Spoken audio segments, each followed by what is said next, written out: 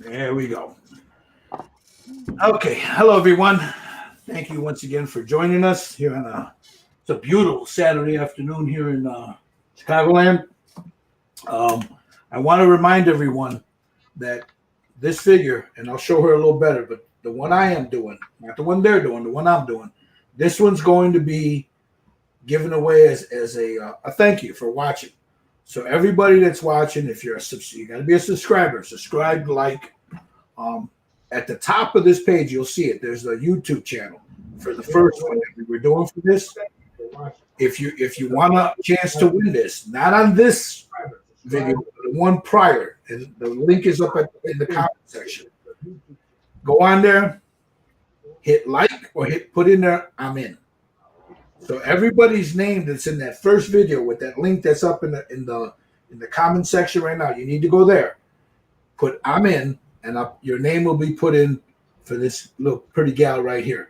So I'm going to keep continental U.S. and Canada. The shipping's on me. If somebody wins it overseas, I'm sorry, brothers, but that shipping is a killer.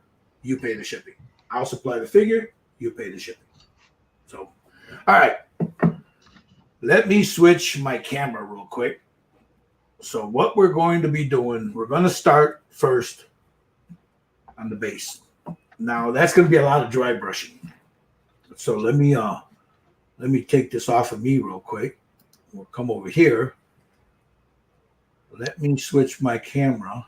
Oh, before we do that, can I want to show everybody what you guys have been doing. Let's start here with Jerry. Just painted. Oh, you guys, he's got a YouTube page. I'll put the link up. Go check him out. He's got some really cool stuff. He's going to have some really nice giveaways, guys. Some nice resin figures and busts. Check them out. Steve Sutton's Scale Model Kit Review. While we're doing this, I'll put all the links in there and make sure you guys go subscribe and like their stuff too. So we'll start with Jerry. There's Jerry's. So Jerry's, you're going to start with your snake, Jerry, or? I want to put black down to have and then okay. I see what you're doing. Yeah. So that's what Jerry's got. Look at the hair on that, man. That black hat and that hair are gonna, once he adds the colors to that hat and all that detail, that's just gonna jump out at you, man. It's beautiful. Hobby Mike says beautiful weather. Wait 10 minutes. Yeah, this is Chicago, bro. You never know. So there's Jerry's. Michael Wheaton is he had to redo his. He's right here. The shipbuilder extraordinaire. He's gonna work on his base. He's doing his a little differently than what we're doing it. The way he's doing his is in stone. Then we have Steve Sutton and his wonderful daughter. Audrey, look at what they got there. Let's see what you got there, Steve. There's Steve. That's yours, right? Yeah, that's Steve's. Yep. And then he shot the hat blue. So that's a nice fluorescent blue, guys. That thing, when you hit it with a fluorescent light, it just jumps out at you, man. And then we have Audrey's. She's going with a more natural look on the face. Look at that. Look at the way that look. That is cool. And now we have Audrey's right here. Her face is going to be more natural. And there's her hat. She went with a brown. Now, I took my cue from her, and I went with the same color brown. As a matter of fact, guys, that's the first time she's ever done that kind of weathering on that hat, and they came out. That came out really nice. It came out phenomenal. Now we got right here, Mr. Lang. Your mic is off, Michael. I was blow drying. There's Mr. Lang. Check that out. That's nice. Man, that's coming out nice, dude. The lips. Yeah. With the big ruby lips. Yeah, that looks good. So there's Mr. Lang's. So let me say hi to everybody in here. We got Plastic Monkey. How you doing, Jeff? And of course, you got Hobby Mike in there. We couldn't have done this without him. He helped us out with. He helps us out with a lot of the prints. We get them from him. So just wanted to put that out there. Okay, I'm gonna swap my my camera here, so I got a little differently right there. Righty then. Here we go. Now, I am going to do what I normally do when I do metal. So I'm going to use a, just like a makeup brush, And then my first color is going to be a Warlock Bronze. Now, again, this is going to be mostly dry brush, and then you'll see me, just moving the paint around. Got to shake it up real good. So I always start, like I was telling the guys, I always start with a darker color first. I'll pull a little bit on that brush, do this, take most of it off. And then let me get my glasses so I can see what I'm doing. And then I tap it in there. I just want it all random. I don't want a solid color. So let me turn this light on. Yeah, we got a little bit more light there. So what I'm doing is I got it on a makeup brush, and a soft makeup brush. Take most of it off, and I just tap it on there. I'm not covering the whole thing. I want some of that black to show through. So especially around the skulls. We just do this, and whatever I got here is more than enough for what I'm going to need. Or it should be, at least. Same thing around the plinth base here. I'll just tap it in there. I don't want a uniform color. I want it to be stippled in there, so you can see some of that black showing through. And I'll come up and just right here. That's the base part of it. Again, if you guys want a chance to win this, in the comment section is the link for the original video when we started this. Just go in there. You gotta subscribe. You gotta be a subscriber, because I will check. And just put I'm in and like the video. And then when this is done, when I finish this, I will go out, use a random generator and pick a winner. So you see, I'm not brushing it traditionally. I'm just stippling it on there. I'm not worried about those roses. I can always paint over that. So right at this point, I'm not worried about being neat, because a lot of that's going to get painted over. I want to come up a little higher on this. Let me check, make sure how high that goes up there. All right. So I want to make sure I get enough in there. I don't need to go all the way up. And then down here at the bottom, just dry brush it on there.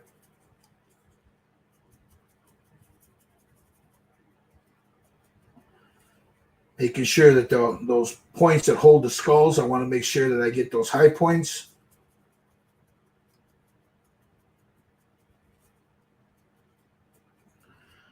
And I'll come up here. I'll get a little bit more and just dry brush the high points here. So it looks like this is going to be sitting like that. So I want some light to come right there. Hey, Gary, ride the winds in. How you doing? So just come like this here.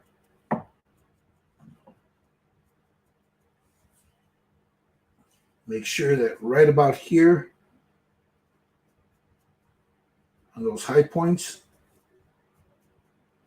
just get that.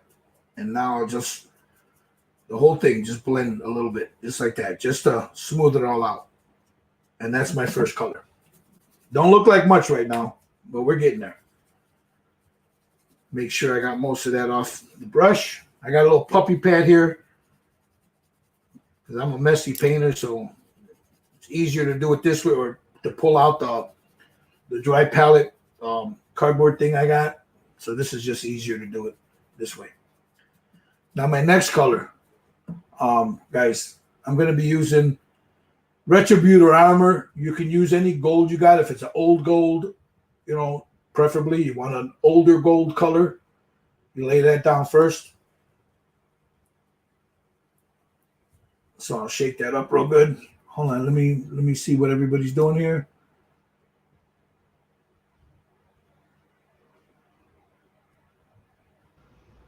Yeah, we're a little behind.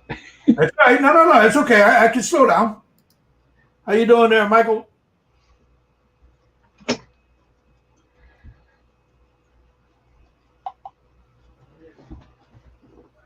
Yeah, you want that brush as dry as possible. You don't want to lay that stuff down heavy because then it'll overwhelm everything you're doing. So now you notice here I'm doing this. There's no more of my color coming off. The brush is still dirty, but there's nothing more coming off of there. So I'm going to shake the gold up.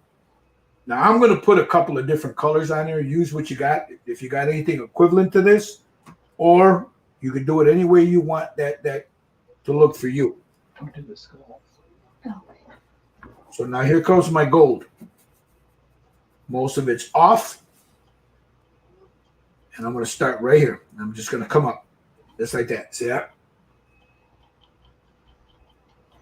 Just like that. There's a lot of different ways to do this. This is the way I do it. I'm sure these guys here, some of them got their own way of doing it. But there, I got the first layer down. You see it? It's starting to come into effect. See that? You got the darks in there. You still can see that Warlock bronze. I'll come down here and just do the same thing. My highlight there. Very lightly putting that up. We'll come back to this gold later. So I'm adding, and it's just random. I'm not adding it, uniform. I'm just certain spots I want to hire a little bit more reflective, certain spots I don't. And if you notice, I'm not getting into that crack there. I'm avoiding those. I'm avoiding the recesses. Now we come up here, and then you just do the same thing. Just very lightly, very little paint on there, guys. Make sure you don't have too much paint on that brush. You see that? You can build that up. See how it's looking? So you just want to tap it in there randomly. Just like so. Wherever your high point, she's going to be sitting this way. So that's going to be, I want a little light. Like right there. And I'm still using whatever I originally put on that brush. Then I'll come up here and just right at that bend that we got right here. See, now I need more, which is okay because I used up most of what was on that brush. Do the same thing. Take off most of it. I want to come down on it. Down. I want to work that highlight that way. Down. So I'm coming from up here where that little rim is right here. And I'm coming down. And I'm hitting that high spot right there.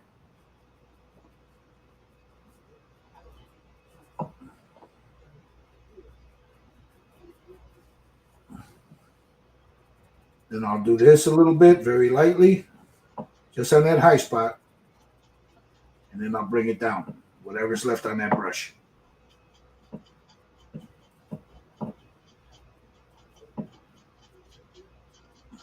Same thing up here. Make sure I work all the way around.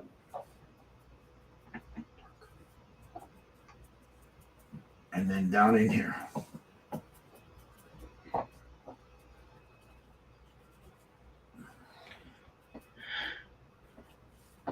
What gold are you using again, Gil? This one I'm using Retributor Armor. Okay, got it. Make sure you take most of it off your brush, Steve, and then Okay. You'll know how much you got when you come in here and you start doing it like that, like the highlight. That'll get most of it off, and then whatever's left on that brush, you go around to the rest of it. Okay. And just I'm just putting a little whatever's left on the brush. Try to get inside there a little bit.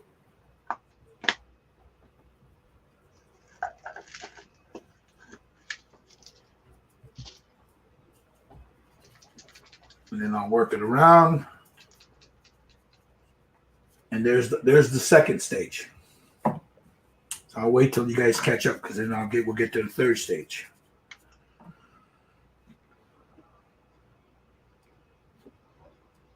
All right, let me open this up if you guys don't mind.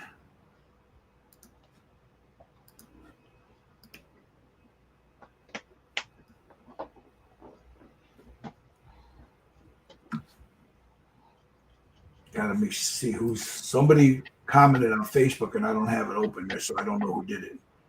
So I need to go back and see who it was. Ken Skiffington, how you doing, brother? All right, let me go back over here.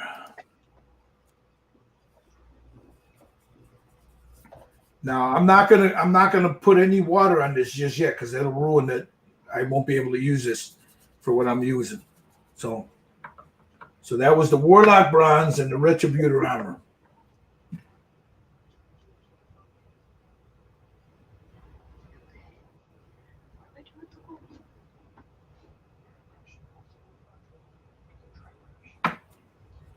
How we doing, Steve?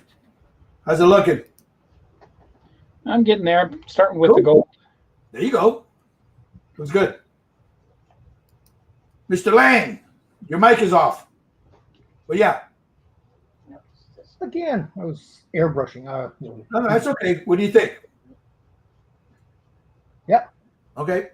You like it? Yep. Good. Yep. We got Mr. Wheaton here. Hey, Michael, your mic is off. Your mic is off, Mike. Mike, your mic is off, Mike. Turn your mic on. He's like, man, I just got home. Leave me alone. I haven't slept.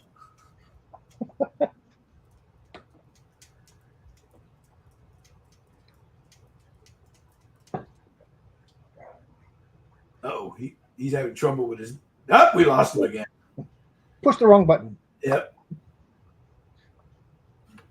I was waiting for that.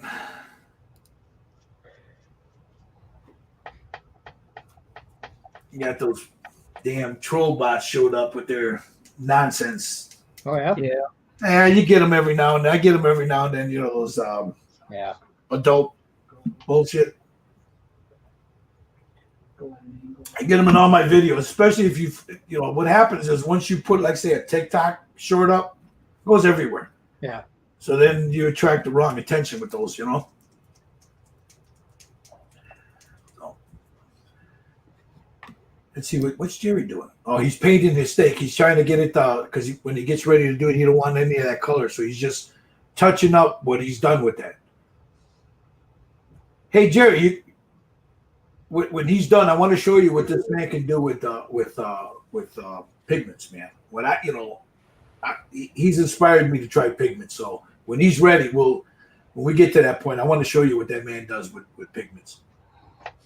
All right, how we doing? Can I move on to the next one, or should I wait a little bit? I'm just finished the bronze now. Okay, because I can use a whole lot. So now for this next color, it depends on how you want it to look. Now you can go straight into a skull crusher brass. You can go into straight like a canoptic, some kind of an alloy color. You can use a lead belcher metallic or a gunmetal metallic. But if you want to add a little bit more flavor to this, what I'm going to do is I'm going to use what's called screaming bell, and very little of this, very little. So I'm going to take just a little bit of this and then put that on my brush. Make sure I get it all in there. Make sure I get most of it off. You got to, when you do this stuff, guys, I make this mistake a lot. If you don't take it all off, you'll have a buildup on the edge of that brush. And when you go to do that, blam, you get a lot of paint. And then you're pretty angry. So now for that, I'm just going to, right where the bottom is and right over some of that gold, I'm going to add a little bit of a highlight to that.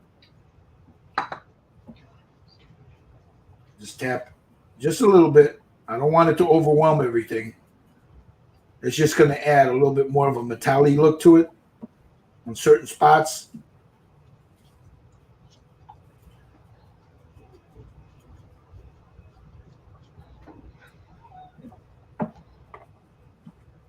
Up in here. Like I said, I don't want a lot of this. It's very, very little of it. It just gives it a little character in those certain spots.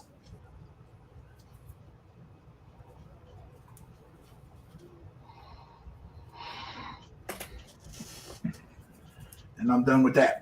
Just very little. See?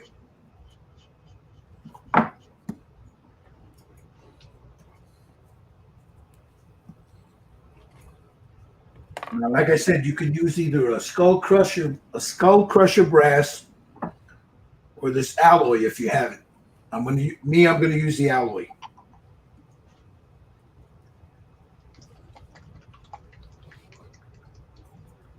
I'll take a little bit of that. God, I hate these pots because you never know when you pop it open if you're gonna get a handful of it.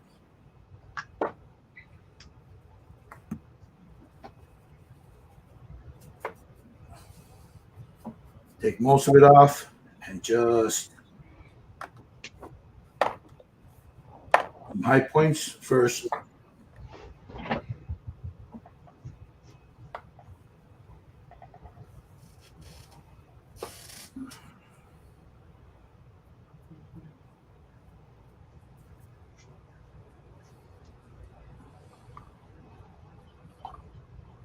I like this alloy. It's called Can-Up Deck alloy. I really like this because it gives it more of a metallic sheen to it. So you see, I'm just going over the high points first.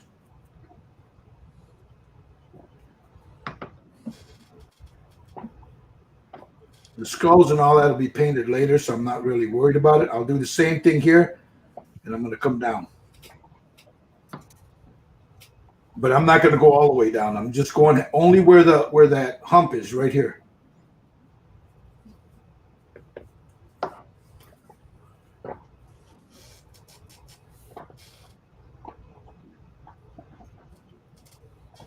Not too much paint on there.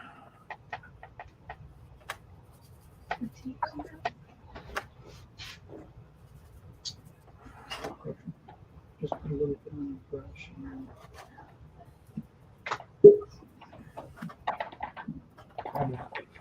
There he is. I'm back. Don't know what happened. You hit the wrong button or your computer's acting up? I don't know. So I need to buy a Mac. Yeah. Hey, that taller trigger, How'd you like it? definitely easier to control. Awesome. Awesome. So I'm gonna.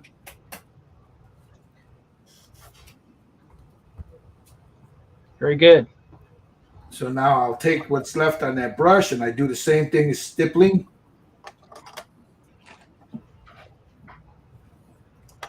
With that, either whatever brass or alloy you got. So you're just layering on top of layering on top of layering. Huh? Yeah, but if you notice, they're all blending in. See that? They're all starting to blend in. Looks nice. So, I mean, you do this and refine it and whatever you want, but you can see all the colors are starting to mix together and it's starting to look like you know, like an old brass piece, you know? Mm-hmm. Are you going to add a little green to it, everyone? On this one, yeah, I'll probably do that a little later. Yeah, of course, of course. I don't want to do it now. Oh, no. Yeah, they'll probably be. Well, I mean, I'm going to add ink to this, you know, so okay. there'll be ink on it. I don't want it to have too much verdigris on it, but yeah, I'm going to add some verdigris to it. Now, when you're putting that down, you don't want it uniform, so don't worry about trying to get it all uniform. If it's broken up, that's fine because it's, you know, it's like lights hitting it and it's not, you know, perfect.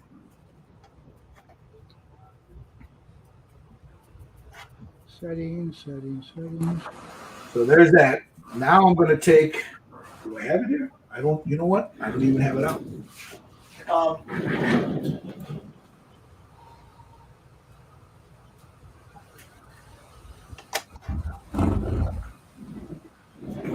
The last one I'm going to do. Now you can either, this is going to be for highlights. It's a silver. A steel color, a room fangs. If you got this is room fang steel from Citadel. Any steel, Vallejo's got a nice steel, Vallejo Air, Vallejo Game. There's other ones that have a good steel color, but this will be the final piece that I put on there because this is going to give some reflective And this one here, when it goes on, you got to be very sparingly on this because I'm only going to do it in certain, and I'll change the brush because this is too wide. I just want it in certain spots, you know, so it's like reflecting light. Which one is that? This one's a room thing. Steel. Like the aluminum style? Yeah, you could use it if you got a Vallejo steel or whatever steel you got, you know, something reflective, and that'll be the last one. I'm going to go over and just, like I mentioned earlier, you're going to go back to this gold. Just for a little pop. So I'm going to take a little bit of this.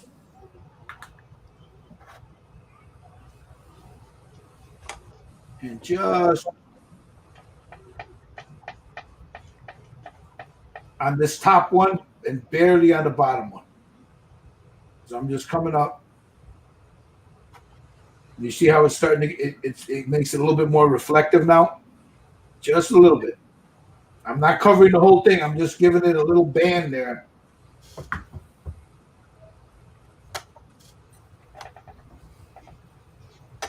The same thing here. And right across here. Come up. Do a little dab, dab. I don't want it everywhere. I just want it in certain spots.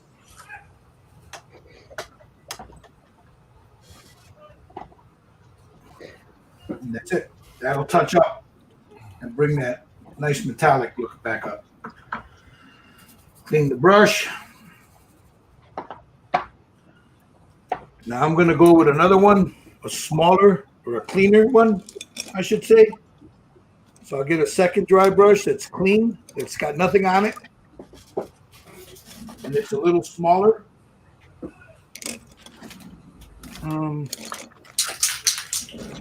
Now for that, you could use a flat brush. You could use something like this, you know. So I'll take that steel.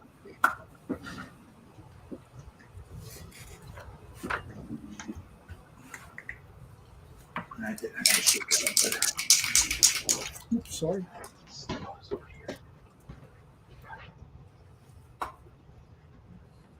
Now again, those skulls, I'll probably paint them off camera. And the roses, because we won't get time to do them all today. So now with that steel, I got a little wedge right here. I'm just gonna.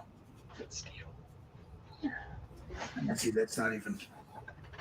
This has got too much thinner in it. I gotta get something else. Hold on. That's a dry brush. That's the steel. Okay. I'm gonna go with a Stormhost Silver because that one there I had thinned down for airbrush, so that's all thin in there. I'm gonna use a Stormhost Silver, same thing. To me, they look the same. Shake it up real good.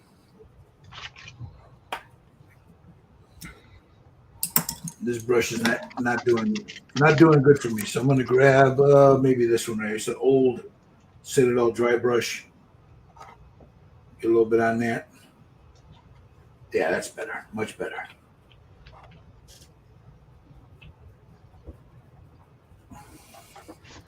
And then I'm just gonna come in and very carefully add that in there. If you get too much on it, you can always wipe it.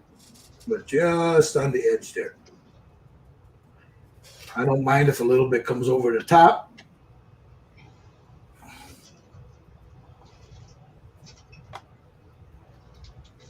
You notice I haven't touched the bottom since I put that gold on it. That's for a reason. I want that in shadow.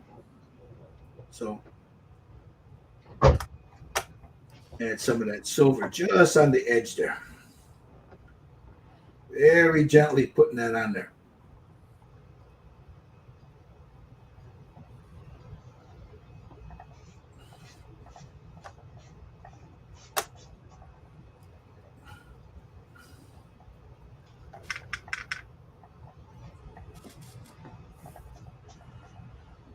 And that'll give you that. See how that it looks like it's reflecting light off of that.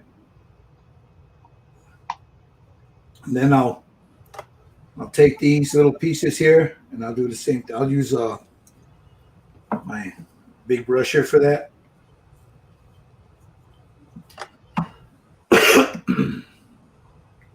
Excuse me. It warmed up and my allergies kicked in.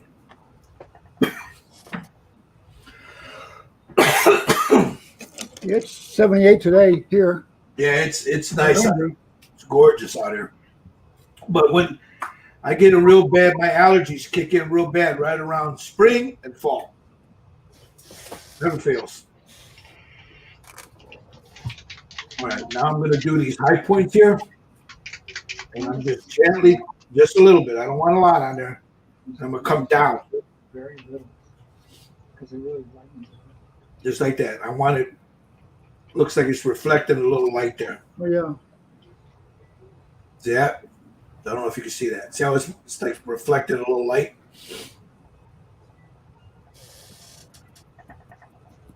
Maybe a little bit here. Make it look like there's some light running through there, right between those roses. Right there. Right there. You notice it doesn't look uniform. See how I'm pulling it down?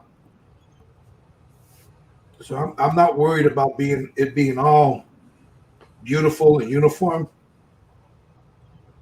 It gives it a better look as far as being realistic. Well, that's what I think, you know. And then now here, I'm just gonna stipple it, like coming up from these parts here. Because metal doesn't age in all the same time. Exactly.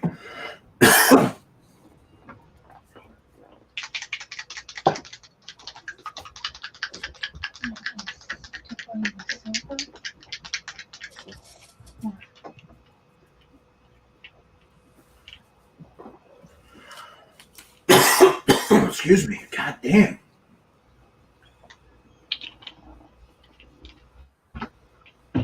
I'll put a little bit on that high point right here. That's nice. Using what it's still got on the brush there.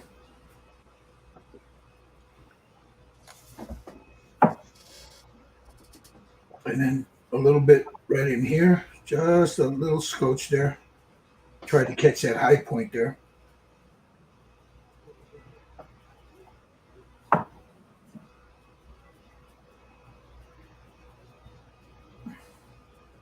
And there it is. That's it. That's it right there. There's your base. Now you can go in. We're going to go in with ink. And the ink, when you airbrush the ink, right, like in here, or you could put it with a brush, however you want to do it. I'm going to airbrush it. So let me put these in here so I can clean these off. I'm going to need those later. I'll take my Sotar. I'm at 20 psi.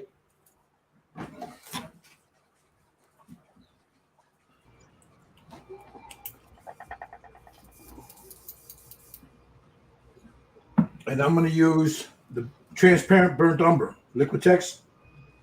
And I'm not cutting it. I'm just going to shoot it right out of the bottom. So. You're going to shade with that? Yeah, I'm going to shade with the umber. Hopefully I didn't bend my needle when I just dropped this. Yes, I did. Damn it. All right. I need a... You have your sharpener, don't you? Yeah, I got the sharpener, but I don't need that. I just take this right here, little board.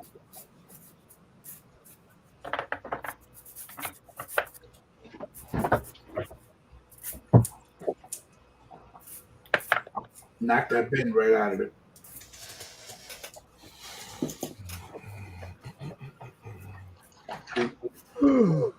And that's how quick you could fix a bend. Now, if it wasn't that bad. If it was worse, I would have had to pull out the sharpen air thing, or two pieces of tongue depressor and run it through. You have that needle sharpener? Yes. That's what I'm saying. If it was worse than what it was, I would have had to pull that out. That thing works pretty good. Yeah, I love it. So you see what I'm using a very fine buffing pad because I use the rough emery board, Straighten it out. Now all I'm doing is I'm going to polish it back up. Get you one, but you kind of go.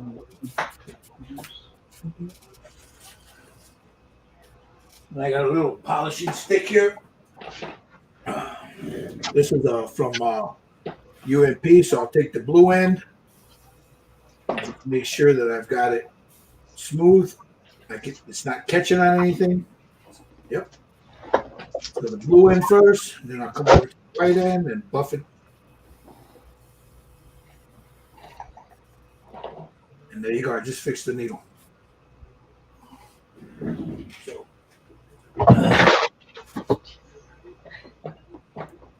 hold your trigger down.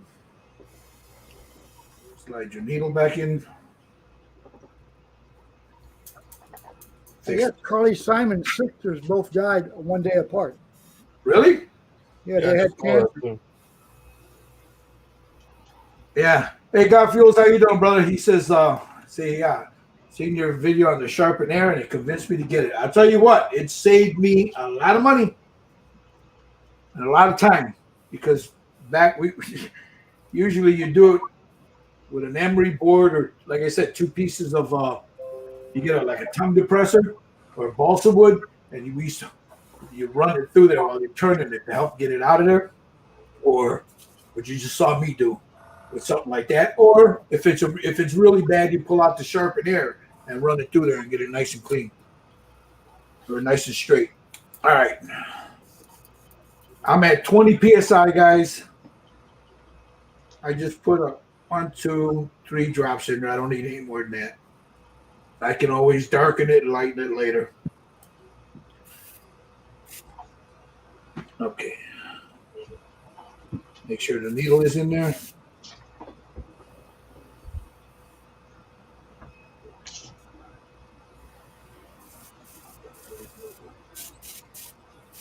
Yeah, I'm going to have to do a little bit more work on this needle. But for now, it'll work. So now I'm just going to come in. You can use these trusty little chingaderas right here. And you can blend it. Yeah, that needle's still bent. I can feel it. Right in the corners there.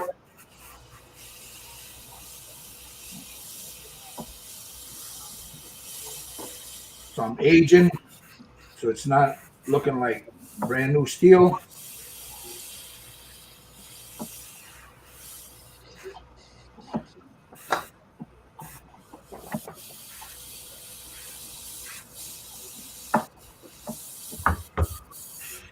Yeah, I thought I might have banged that nozzle.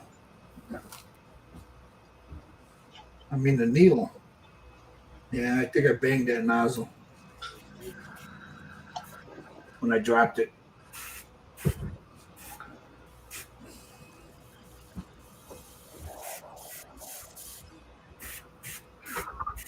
right here, towards the base, I want it a little dark. I want to add that in there, and then right around the skull, back on the skull there.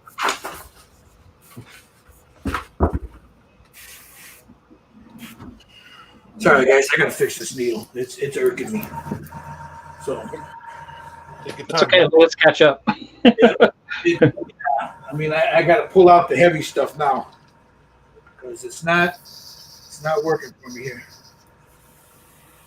I got to figure out. I mean, I don't see where it could have bent because the needle is straight. I'm wondering if I smacked that nozzle. All right, where is my sharpener?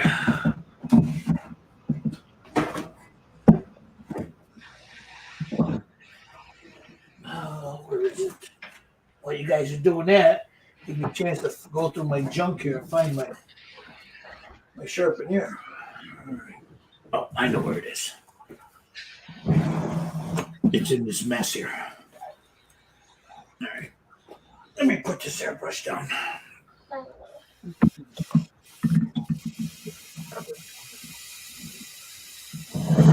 While I go through my junk drawer. There it is. Sharpener. This thing here's a lifesaver, guys. Yeah, it doesn't feel bent, but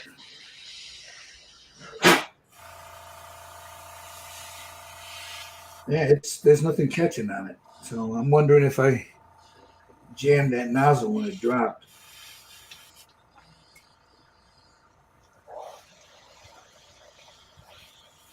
Run it through again.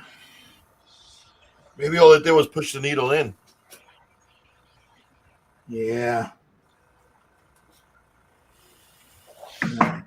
Now let me check.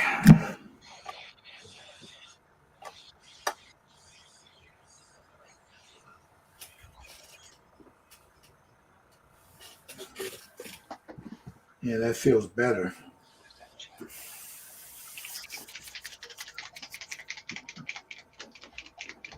I'll run some cleaner through it and make sure it's not. This is how I test them. I'll run some water through it. There it is. It had just a slight bend to it that I couldn't see with my eye. Now that I press down, I'm not getting the stream. That's what I was doing. Now when I pull back, there's my stream. So, okay. You guys don't know about this out there?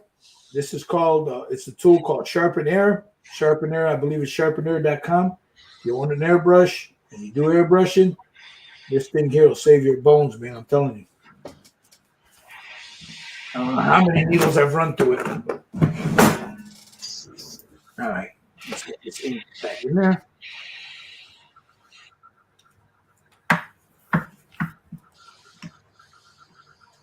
I just need about 1, 2, 3 drops. Not a lot. There it is. See, now when I press down, I'm not getting anything. See? When I pull back, see what was happening when I knew something was wrong. It was either the needle looked fine to the eye, but that'll trick you. When I was pressing down, I was getting ink coming out. And now that I pull back, I'm not. See? So I want to get in here a little darker.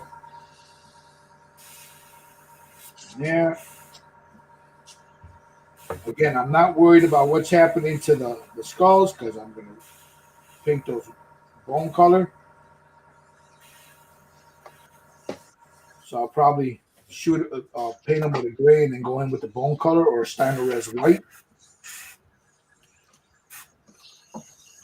I want to get on the back of that skull, right here. Get a little shadow.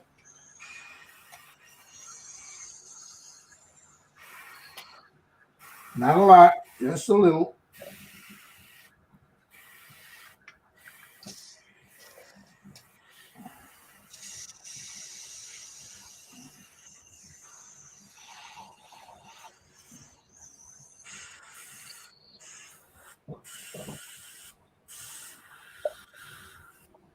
Right in here in the center there.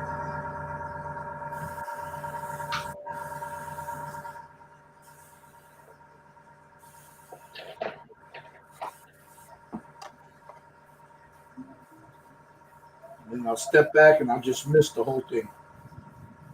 There it is. Now I'm going to go in with a little gold again, just to give it a pop of a highlight, and I'm done.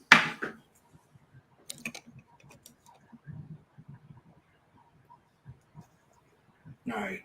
Got Fuel says, I got Old Badger 205. That needle was bent and fixed it. Yeah, it works. Those things work.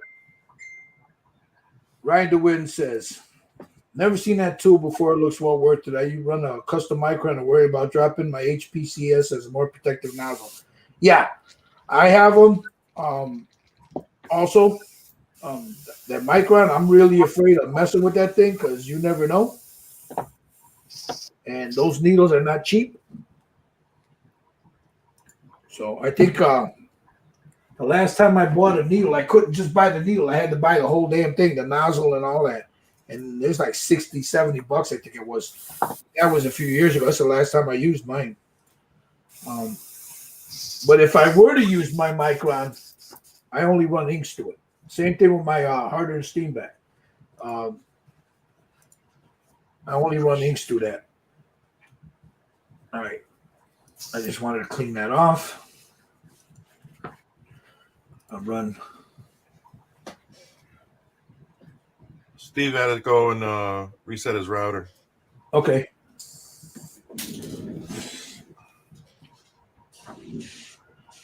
You got stuck? I think so, yeah.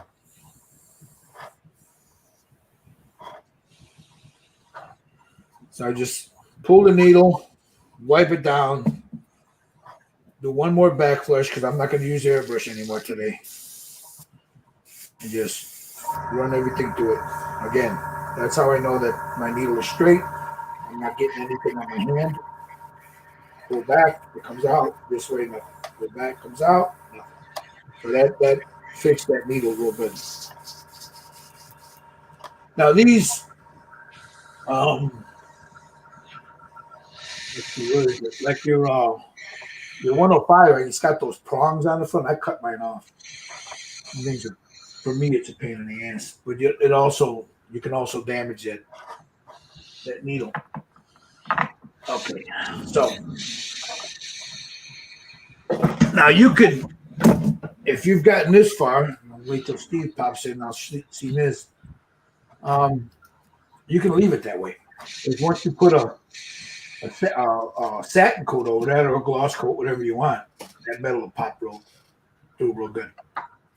Or you can be like me and not leave well enough alone. All right.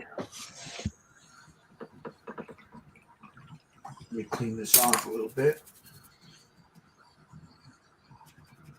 I'll probably go in and touch up a lot of that metal work later, but I'm trying to get it as quick as I can for you guys because we want to start working on that snake. So I'm gonna make sure I get everything off of this brush here. I'll clean them all real good later. Make sure there's not a lot of water on it.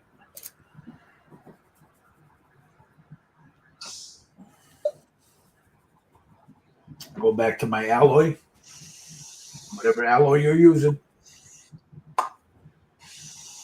Take a little bit of that, very little, because it's going to be a little wetter now because of the brush. And just right there.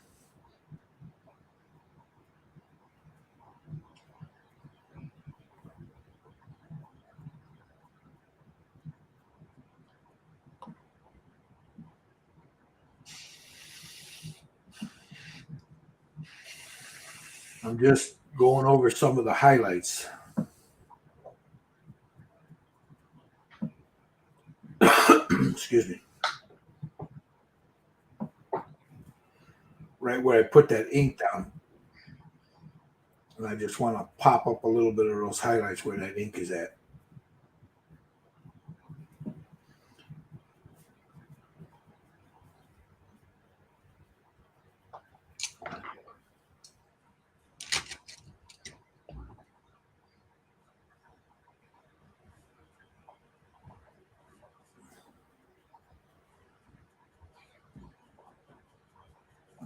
So I can reestablish that just a little bit.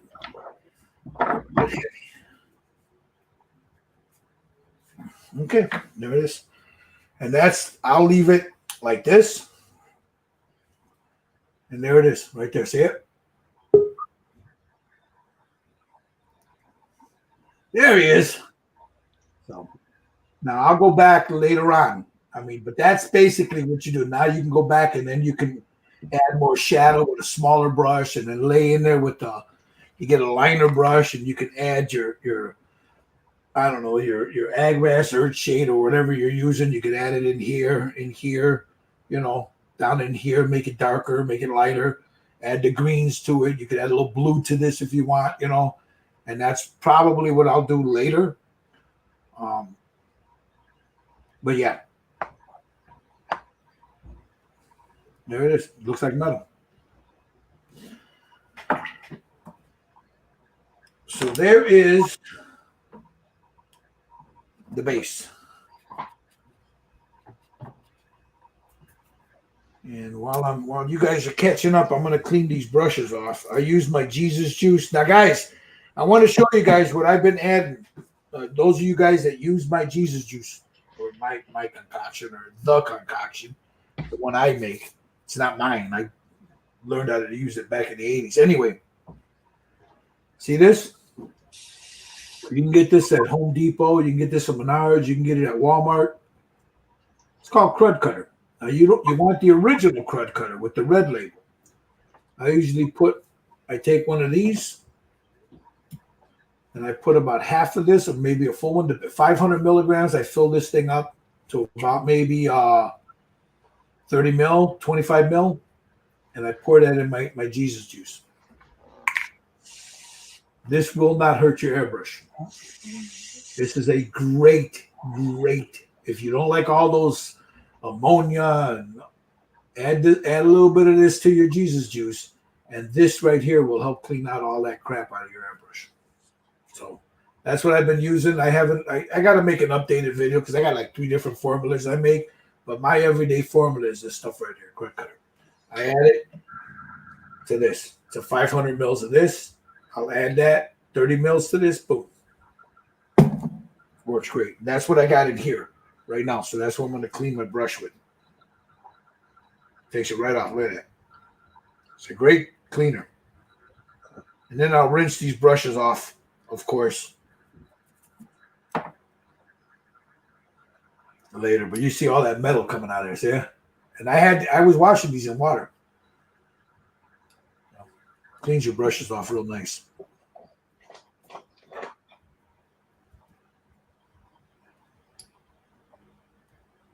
Just some Crud Cutter.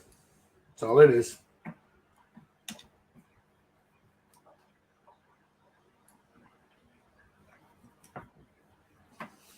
Get rid of this, dump it. It's biodegradable, so it's not going to hurt nothing. For those of you that I hear a lot from people that they don't want to use ammonia, because I do use a cleaner with ammonia in it.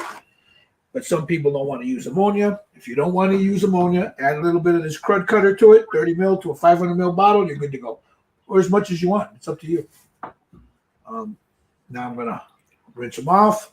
Look at that. Nothing on the brush. This one's still got a little bit of right by the ferrule, a little bit of boogers by the ferrule. And this is the one I used, my main one for. Now I've got. I went and I bought those Artist Opus dry brushes. And I've got the Army Painter dry brushes. But guys, I've been using these so long that this is the first thing I grab. I think they're the same. They feel the same to me. Yeah, they're pretty close. Yeah, I mean, and you know what, Jerry? I've been using them for so long that I got them here, but I always go to what I know. Yeah, plus the Army Painter ones, they feel a little stiffer. I like it stiffer. Yeah. Here's another thing, guys. I talk about this before. This is. You can get this at Target or at Walgreens or CVS or whatever. This one, if I can get that paint off of there so you can see it. This one in particular, and you can get any one that's got this shape. This is a makeup brush. Right there. And that's the way it comes. It's got that little point on there. It's a makeup brush. Why am I showing you this? Because this is the same makeup brush right here. See the point on that? I rounded it off. This is what we call a gypsy brush. This is an eraser. So if you make a mistake with paint, and it's still you didn't seal it, and it's well enough that you can use, if you make a mistake and you want to get rid of it, you can take this brush, a little bit of thinner or water. You take this brush. Say I made a mistake here and I want to get rid of it. You take that brush. If there's a chip, it's gone. You can also use it for blending. This one for blending, but this is probably my best tool. My go-to tool in my toolkit is this right here. So for those of you, it's just a simple makeup brush, and I shaved, cut it down to make it like a round, like an eraser, and that's what I use to get rid of mistakes. Is that brush right there, and it's always here with the rest of my brushes because you never know when you're gonna make a mistake. Hey, Gil, Yes, sir. I put the terracotta on. It came out perfect. Hold on. Let me see. Nice. Now, what? Okay, I want to ask you a question. What did you know how you were having trouble with that? Yeah. What did you do different with that airbrush? Well, this is a 0.3, Okay. and I just barely touched this big thing right here. Just barely push it back. I practiced a bunch before I did it. And once I got the right line I wanted, just came over here and duplicated that little. And it wasn't spitting. It wasn't doing all that. Nope. It's all about control of that trigger. That's all it is. I'm now an expert. No. I mean, but you know what? I'm not going to get into the gross parts of it. But if you're a shooter, you understand that when you go to grab, if you got something with a hair trigger, you got to be very careful how you grip, how you pull on that trigger. Am I correct? Yeah, there's a whole 2-hour class in sniper school just on trigger pull. And that's the same thing. It's the same principle, but with an airbrush, very gently, very gently. It's like you got your cat. You don't grab your cat. You grab it by the head. Come here. You stroke that little, I put a little more on her elbow because I went lightly there and ran out of paint. So I cleaned it real good. I'll do that in a little while. Now you put your skin tone on same way. Yeah. And you can use the same airbrush. Yeah. I like that little airbrush. Mm-hmm. Gary says, time to raid the wife's drawer. I'm telling you, bro. It worked. You got a couple other new people there, too. Yeah, Mato Plastico, how are you doing? Greetings from Portugal. Portuguese. How you doing, brother? ¿Cómo estás? All right. Now, let me see where you guys are at. Gary, you're about ready to, you got your, look at that. Looks nice. How you like it? Now, again, Gary, you can go back and refine it. Once you put a clear on it, go back and, okay, I need a little pop on this. I need a little shine on this. Maybe this point needs a little bit more. But that's the basic. That's the easy way to do metal, man. Yeah, it's just not all the details you got. It was easy. I got it done in 2 minutes, Yeah, it's very easy. I mean, it's really easy. It's quick, and it looks like metal. You know, Mr. Lang. Nice. How you like? You like it? I like it. Nice. Mr. Sutton. Yeah, I can see his right here. Yeah. You know what? This SOB drilled, he drilled the eyeballs out of those skulls, and he put a damn SMD in there. It's an SMD or a regular. What size is that, Steve? Your speaker's off, Steve. There you go. It's a 3mm SM or LED. And it's green, so those damn eyeballs are gonna light up. I hate you, Steve. I hate you. How's Audrey's doing? Where's the camera? Ooh, I like it. I like it. That's nice. How do you like it, Audrey? I like it. You see how quick it is? It's easy. You just get 3-4 colors. You start with your darkest, work up to your lightest, and as you start working up to your lighter ones, you got to be real careful with the lighter ones. So it's dark, light, boom, and it's done. Yeah. Sweet. Going strong. Awesome. All right. You guys ready for the snake now? Really? Yeah, bro, I got to seal mine, so I'll bring it back. Go ahead. I did mine yesterday. I sealed mine yesterday. Now, again, I wanna. Let's see. Mr. Plastico is saying everything okay on the bench, finishing an ME-262B1 Night Fighter and a JU-88 Tropical and a 172nd scale. Better you than me. Those 172nd thing, man, they're tiny. They're a little bitty. All right, let me go over here for a second. I want to pull something up. Give me a minute here. And this thing's going to make noise. I want to make sure we don't get any noise out of there. Is that? Shut up. Yeah. All right. I am going, again, I mentioned this. I mentioned this in the beginning, guys. I'm going to be giving her away. Now, this is what, before I get there. I see the color of her hat here. That's Audrey's fault. Audrey did that. She convinced me to do it this color because I didn't know which way I wanted to do it. I had 15 different ideas. Audrey says, I want mine to look a little bit like leather. I said, you know what? That works. So we sat down and we did it. So this is mine. Hopefully we'll get to this today. I don't know. We'll try. But and I like it because it mutes when you put it on there. It mutes that. Let me get this on there right. Kind of plays off that purple real nice, you know. And then the color of the snake is going to be really nice too. So, what color is that? This? Yeah, what do you use? I shot the base tone is a neutral yellow primer. Yeah.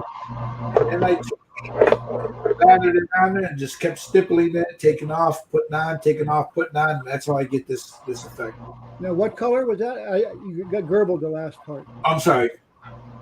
It's based in a Stynylrez neutral primer. Okay. That's the base. Then I took Liquitex transparent burnt umber, and I slather it on. Well, of course, before I do that, I seal the base. Yeah, of course. With a matte coat. Then I use a matte coat because if you use a semi-gloss or a gloss, the ink doesn't stay right; it just flows everywhere, you know. Right. So then I put some of this straight out of the bottle. You could cut it with some matte medium or a slow dry or something, but I go straight out of the bottle. And you use the airbrush for that? No. Darken. I use a brush like this. Okay, great. So I'll just slather it on and then let it pull up in certain places. And then I take the brush, I wipe it like this and start doing this. Okay. I start just dabbing at it and then take off, dab, take off, dab. So I'm using it to stipple. So I got that texture in there. Uh-huh. And the same thing over here. Dab, take off. Then when all that's done and this is dry, I seal it and I put a light mist of the burnt sienna, transparent burnt sienna. Okay. Just a very light mist. You can see the little reddish right in here. See it? Yeah. Right in there. So I just take that and I just shoot it over the top, let that dry, seal it, and I'm done. And that's how I get that's how I got this effect too. Look, on this girl right here, that leather, it's the same thing. I did the same effect on this leather that I did on that hat. Except this one, there's more of the burnt sienna than there is the transparent umber. Yeah, I thought about doing mine maybe purple. I have some purple ink here. You could do it if you're gonna. Now, what do you want it to look like? This? Well, I wanted to look that not that color, but I thought I'd make. No. I'm talking about that effect, like this. Yeah. When you seal it, seal your primer first. Right, I'll do that. And the same way I do this with this ink, you could do with that purple, blue, any color. You could do it with any color. Okay. As long as you got that base tone down, and you can go in there with any color ink. Oh, come on, with any color ink, and just you put it in there, and just make sure that when you're stippling, make sure you're cleaning your brush. Stipple your brush, stipple, and you can do it with any ink, and that'll give you that effect right there. It does look nice. So, yeah, you could use any color for that. All right. Now, as I was getting ready to say, I am going to post a link right here. Now, that link that I'm posting in the comic, guys, that's the video when we started. This from last Saturday. It's the first video. In that video, I mentioned that I was going to be giving her away to a subscriber to the channel. So if you want a chance to win this, click on that link that I just put up there in the comment section. Go over there, make sure you're a subscriber because I'm going to check, and then hit I'm in. When she's done, I'll put your names to assign each name a number, run it through a random generator live, and she's going to be given away to a lucky viewer. So it's just my way of saying thank you for watching this. These guys here, they're all fantastic painters here with me, and this is my way of saying thank you to all of you. So we're going to be giving her away. So anybody's welcome, and the guys here, they're all welcome to get in there. What they do with her is up to them. But you guys out there, if you want a chance to win her, go to that link I just put on there. Make sure you subscribe to the channel and hit I'm in. And I'll be checking them. And then when she's done, about a week after I finish her, I'm going to run the raffle for her. So I got long-winded there. Sorry. So now this will give you an idea of what the base looks like underneath her. This is my base. That if you don't have this base, take a look at what she looks like. Take your base and put it underneath. It'll give you an idea of what everything looks like. So that's how she's going to look on her base. Of course, the skulls have to be painted, the roses have to be painted, but that's what it's going to look like. The other cool thing about this one, I know Steve's done it too with the hat. Those dots. Let me see if I can turn that off so you can see. Those are all. Oh, that's pretty neat. Those are fluorescent. Her eyes are fluorescent, and the dots, the yellow dots on her forehead, those are all fluorescent. So she lights up. So see that? So just That's freaking evil looking. yeah, that's what I wanted. I wanted it to look evil, but there she is. There's mine. When the guys are done, I'm going to have a slideshow of all their stuff when we're all finished, and I'll show you some of the fantastic work these guys are doing with theirs. But this one's mine, so. Okay, now let's get back to business here. I am going to start on the hand.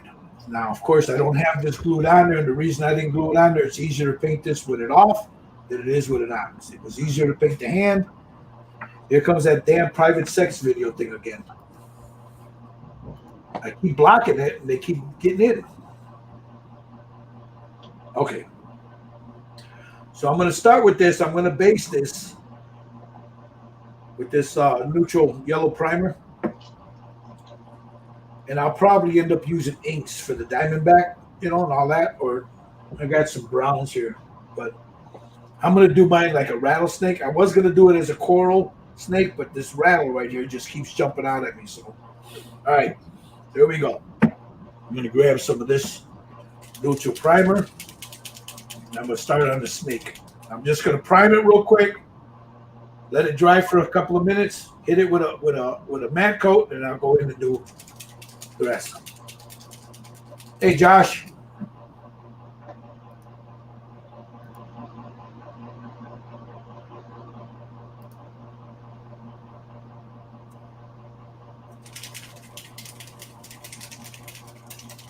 Okay, here we go. I'm sorry, what color are you using? I am the Style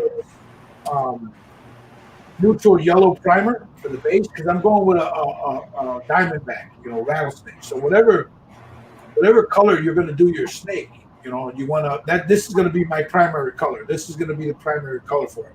Every other color is going to go on top of this, but that's going to be the dominant color, So whatever color you want your snake, use whatever base you're going to use. For me, it's going to be the neutral yellow primer.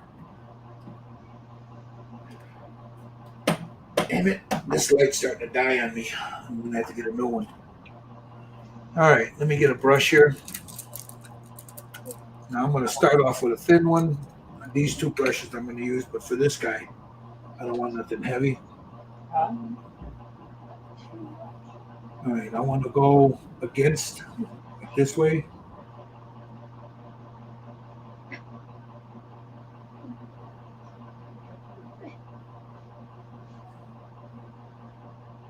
All right, that's going to be the belly, so the belly will come right about here. Okay.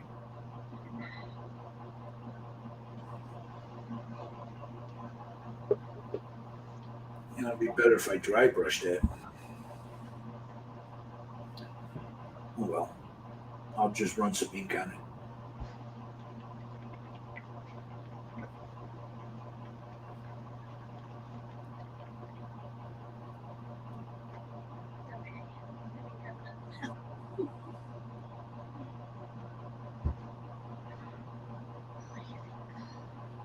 So So all I'm doing is priming it,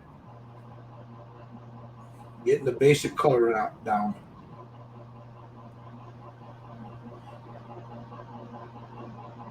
And this is Badger Style Riz I'm using.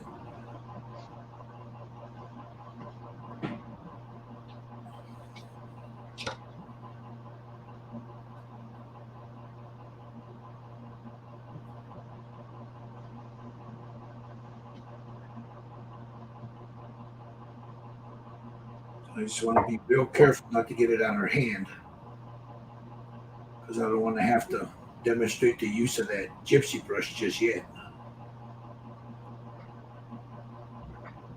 It's about a buff color, isn't it?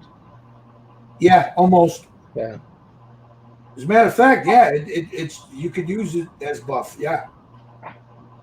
So if you got a buff, you can use that. Yeah.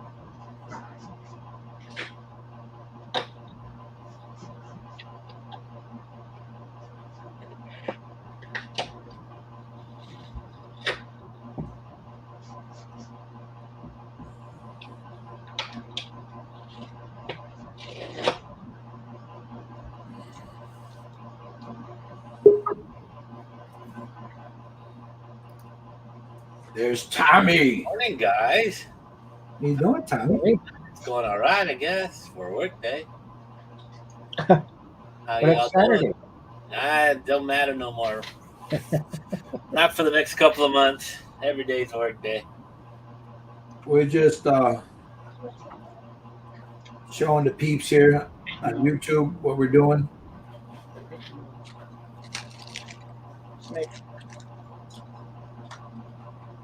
So I want to get a good coat, but I'm not concerned about it. You know, there's a lot of this is going to be different colors. So I just want to get a nice even coat on it.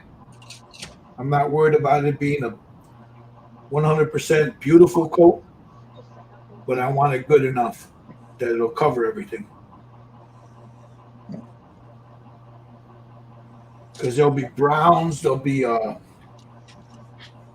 red, brown, some black. And then Jerry and I were talking before we went live, I just may add a little hint of color to it to play off of that hair on mine. Now you can paint this snake any way you want. I mean, if you look on YouTube or on Google and you look up La Charra, there's a gazillion paintings of her. This model has been around for a while, so there's a lot of inspiration out there. But I'm going with a rattlesnake, so.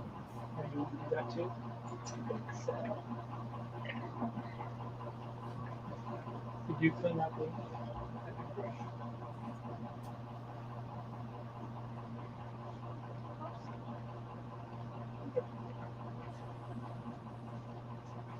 Just want to make sure I don't miss any spots. Again, this will be lighter. I'll add a little white to that.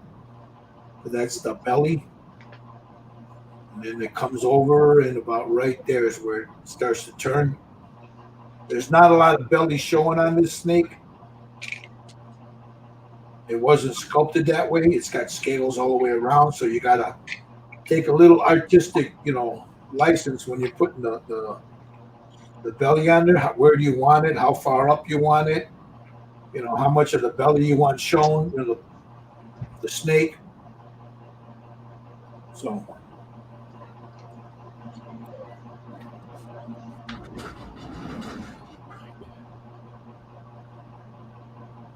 All right, there's that. That's the hand part. Now we get into the meat of it. This girl right here.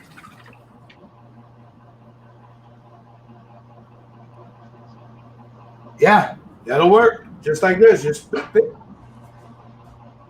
take something a little bigger, not too big. I might get it bigger. Hold on. This one. Is that the one I want to use? No. Here. Get an old This one's an old, I don't know. These are all Hobby Lobby jobbers. That's an old filbert from Hobby Lobby.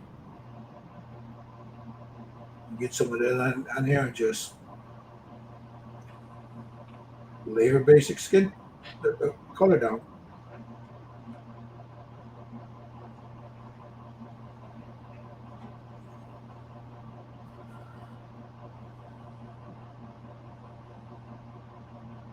Just be careful you don't get it on what you've already painted. Hopefully you guys have already sealed your model, the color. So if you do get some on there, you can go in there with a wet brush and take it off.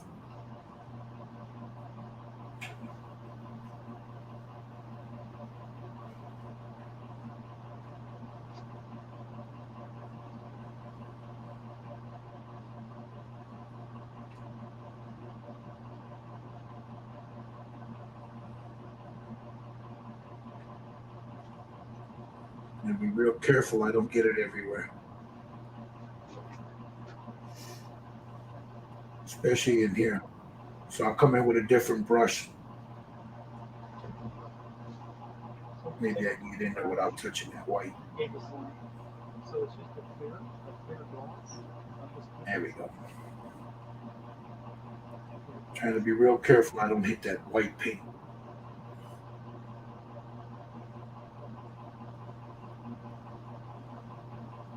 So I'm just smoothing it out to make sure I don't have brush strokes on it. Although this stuff will level off real nice, you'll still see brush strokes. So you see where I'm leading with this?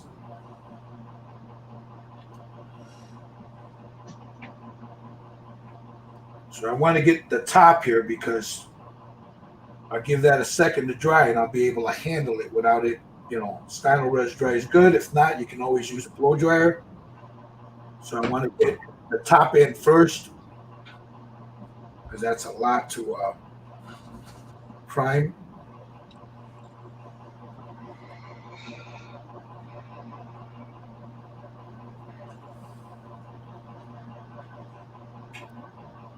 So we got, let me make sure I get in there. Smooth that down. So you see, now to give me an idea of what she's going to look like. Now you see how that plays off that.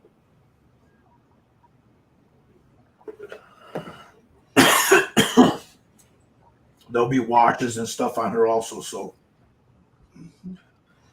and now I'll turn her upside down. I want to get all these difficult parts like right in here first. So I want to be real careful not to splatter that paint everywhere.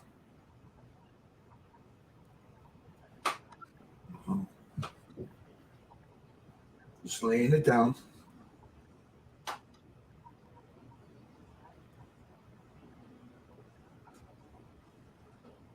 Getting as close as I can to her skin without touching it.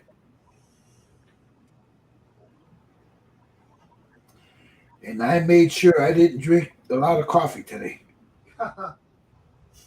Because, man, I knew if I drank some of that Bustelo. No Bustelo for you today. Oh, not today, brother. Not today.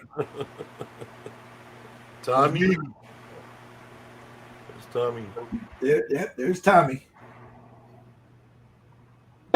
Now, Tommy was going to join us, but he has, life got in the way. But he's got one that he's going to do. Right, Tommy? Yeah. Yeah, I do have one that I'll paint later on. Yep. So, yeah, if this is of any help to you guys, you can always go back and see what we've all done. Give you a little inspiration to do your own.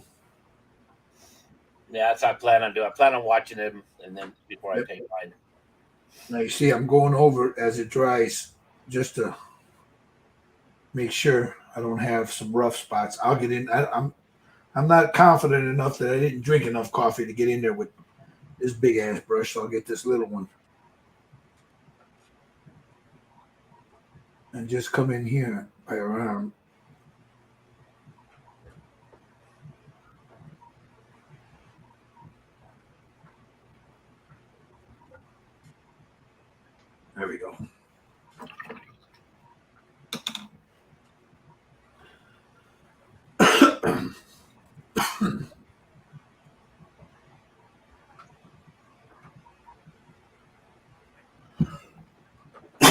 excuse me. You guys notice I'm going over parts that I've already painted because it dried there.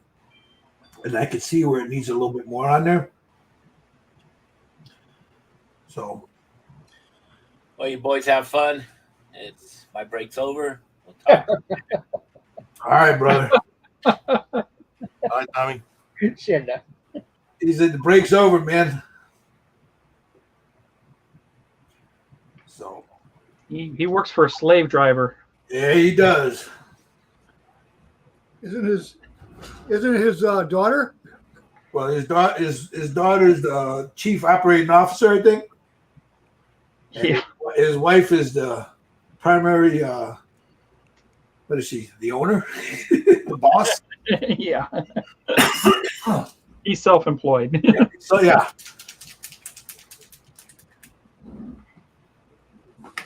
No, coffee's good, brother. I'll put a little bit more in there, and then once we're done with this, we'll give it a couple of minutes to dry. Let everybody catch up. Hit it with a matte coat, and yes, you can do it right away if you hit it with if it's thin enough and you don't have it too thick.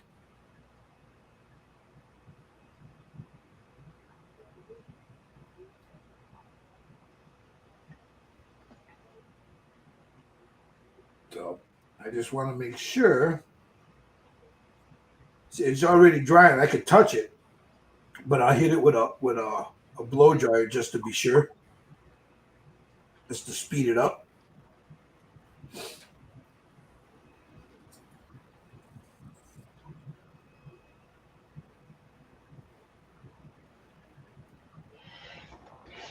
And it's not really. I don't have my brush is not really wet, but there's enough on there. If I have to go over it again, I will. Like the bottom here, I'm getting a little bit on that. That's okay. I can paint that black later. I just don't want to get it on the white.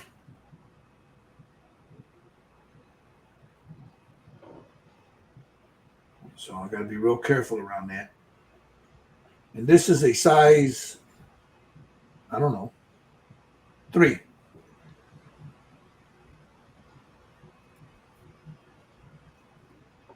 This is a size brush that James Wappel does detail work with.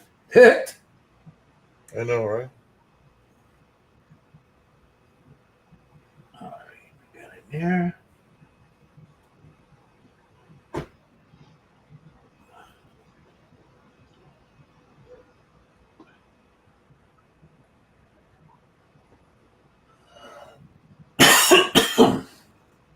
So we'll just keep working around this snake. There's a lot of detail on this snake, man. A lot of scales.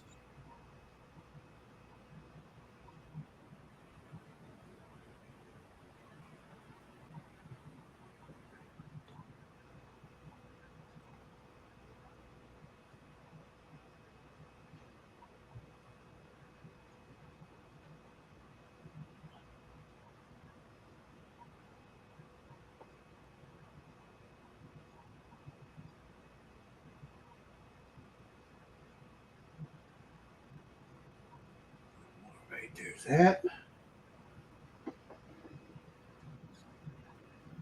All right, and I just got one more spot to do, and then the rattle.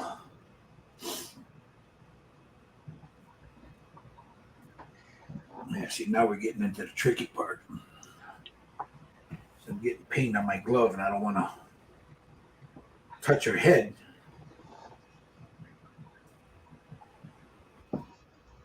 I got to find a good spot to grab her in.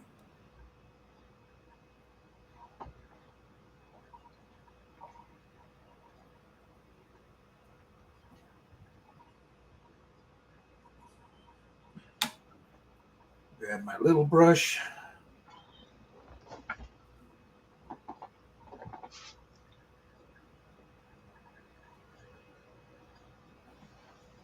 Right there. Come around here.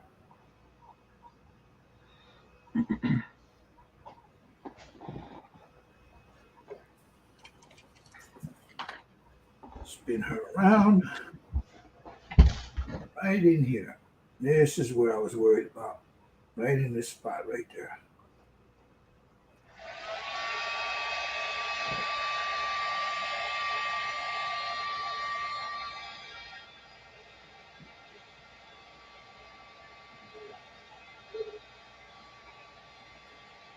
A little bit here, get right inside there.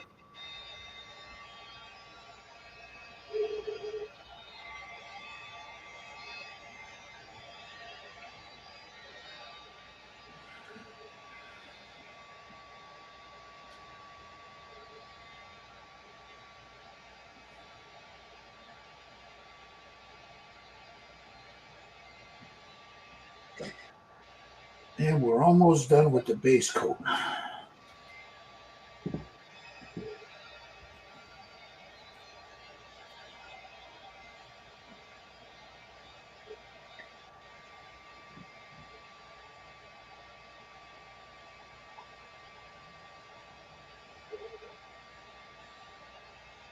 Just be careful. Let some of that dry before you move around, because I'm going to show you what happens if you don't.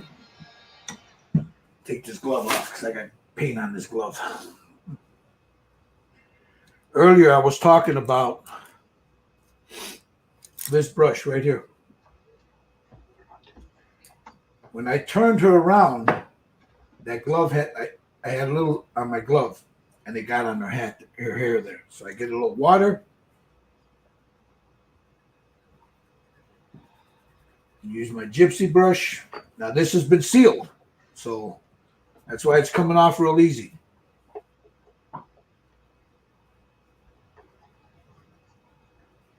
There's a satin coat on her, so anywhere I touched where I had that paint on my glove, I take it off right here, just like that.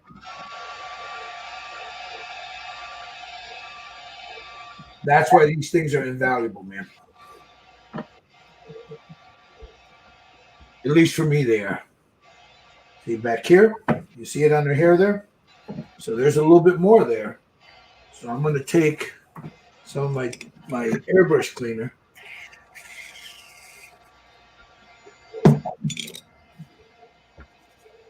Put a little bit on the airbrush cleaner. Make sure I got most of it off. And just come in and do this. Take it right off. See? Same thing here. Wet it. Take it right off. Take a brush that's dry and just do that.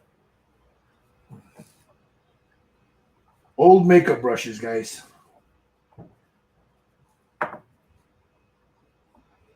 See, I had paint right there. Came right off. And because we protected this with I protected it with this has got a satin varnish on there. There's like 3 coats of it on there, light. And this is only got a little bit of it's got distilled water, windshield washer fluid, some isopropyl alcohol, and a little bit of crud cutter in there. Takes it off real easy. Anywhere I touch this with that glove that had a little bit of goop on there, take it right off. I'm making sure, going around looking. All right.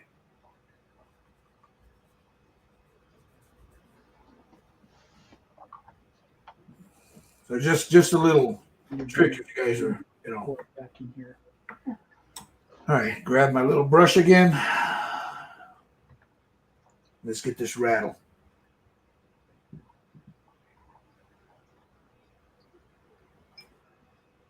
Now that rattle will be lightened up later, but for now it's good. I'll just use this as the base.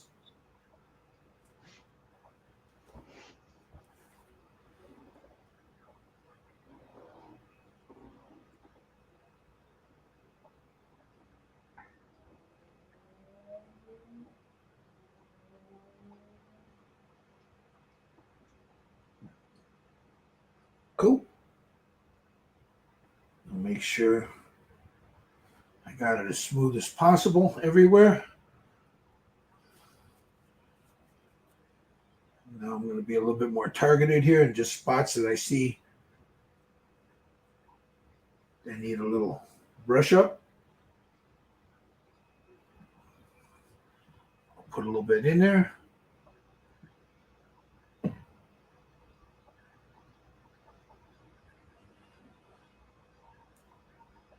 Careful not to touch that wet spot again because I don't have a glove on. So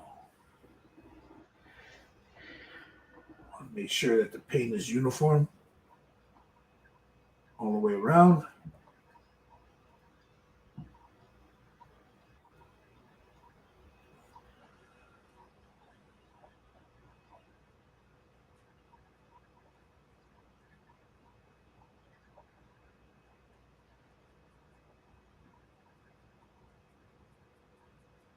Okay, there it is.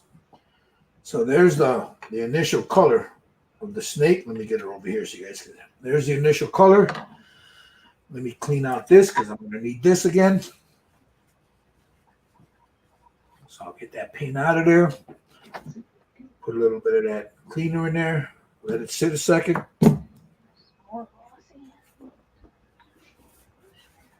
How we doing, guys? They're like, shut up, man. I'm Good. I gloss coated mine. I'm going a different route. Well, what? How are you doing? Are you airbrushing it? I'm gonna do color shift. No, I gloss coated with the paint. Oh, you're gonna do the color brush. shift. Okay, Yeah. that's how I did the first one. I did glossed it and color shifted it. This one I want to do more of a rattlesnake, but yeah, that'll be cool. All right. Yeah. Give it a But try. have you started the color shift on it? Not Steve? yet. I just got that. I just got them gloss coating it. So Oh, let it okay. dry a I'm little sorry. bit. I thought, yeah. Okay. My bad. I misunderstood you. I thought you were already starting that. So I want to get that style res off my brush because that can lead to trouble later on if you don't get it off.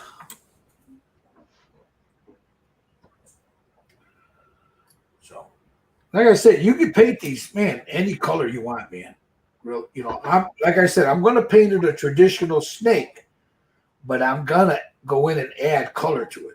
So, like especially like right in here in these areas, like in there, coming out, use the color as a shadow.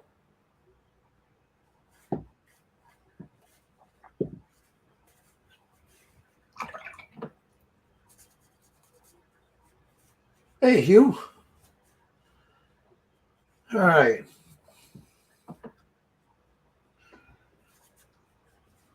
All right, those are done. Let me dump this right there. Clean this out because I'm going to pull out my wet palette in a second. All right. I'm going to mute myself while I hit this with a blow dryer.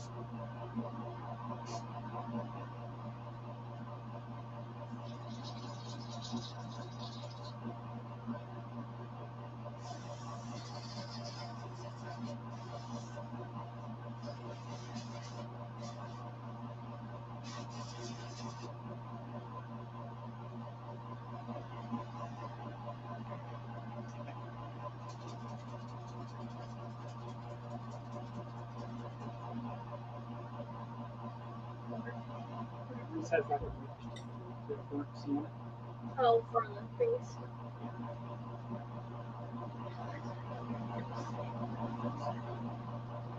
I'm going cross-eyed here.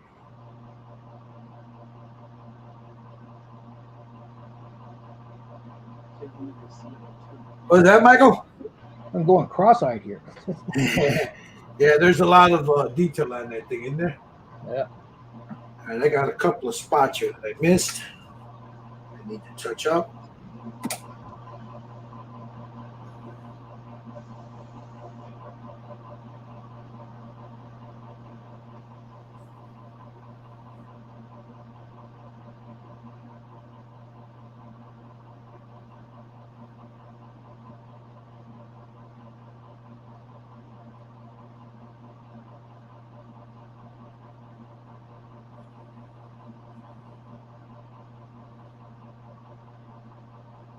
So we'll get to the second. Like Steve is using color shift paints on his, which is going to look really cool.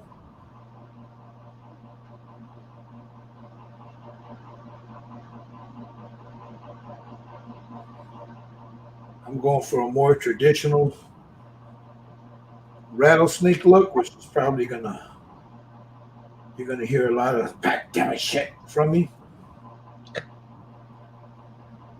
because there's a lot more painting involved.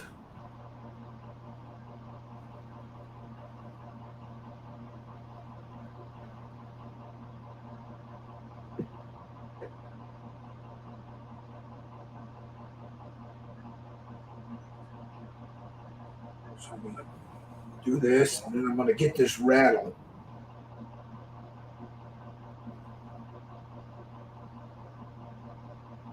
Before I move on, because I got to paint here, so I might as well get the rattle now. All right, let me get I need some white Steino res. I got a little white Steino res and this little squirty bottle here. There. I'm going to hit this with a blow dryer real fast.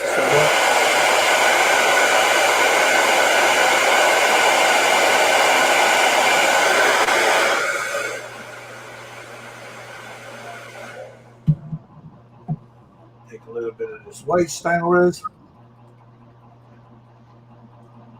All right, brother. Add a little white to that.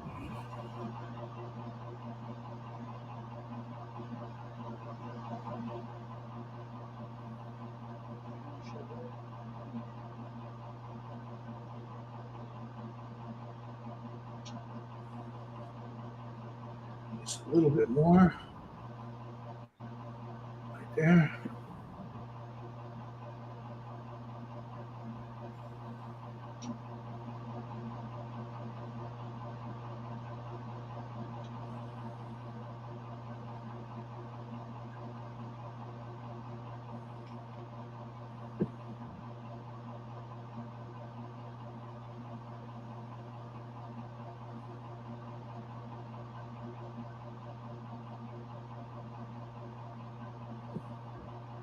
Make sure that rattle is a little bit different than everything else.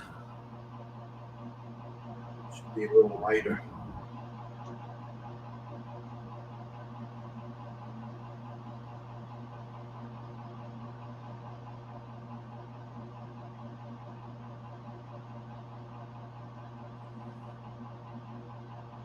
Like that.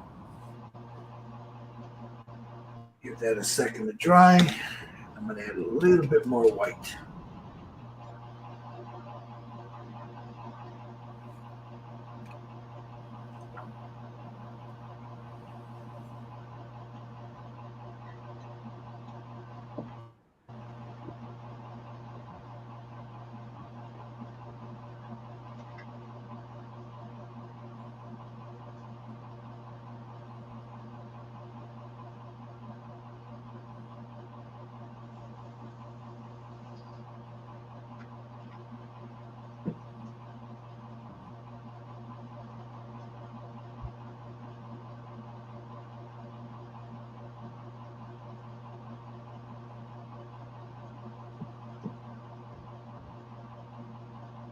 Yeah, so I wanted to distinguish that rattle from the rest of the tail.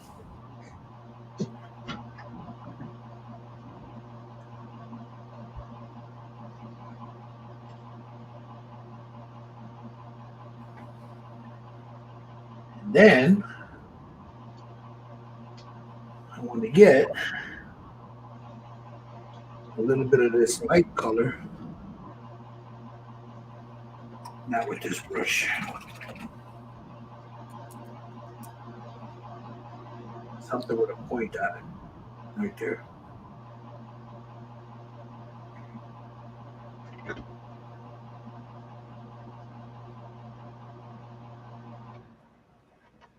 Try to give this guy an illusion.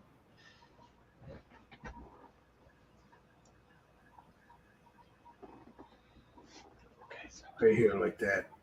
But you're looking at his underside.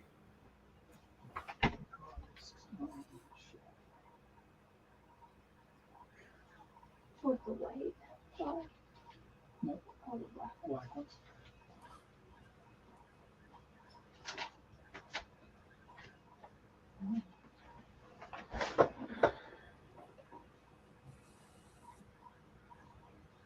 Ouch.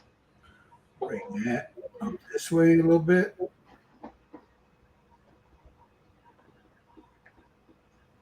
And then that way. Down.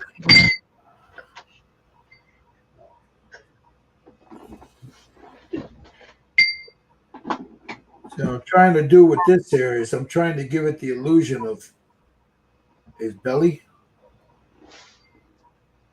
or its belly.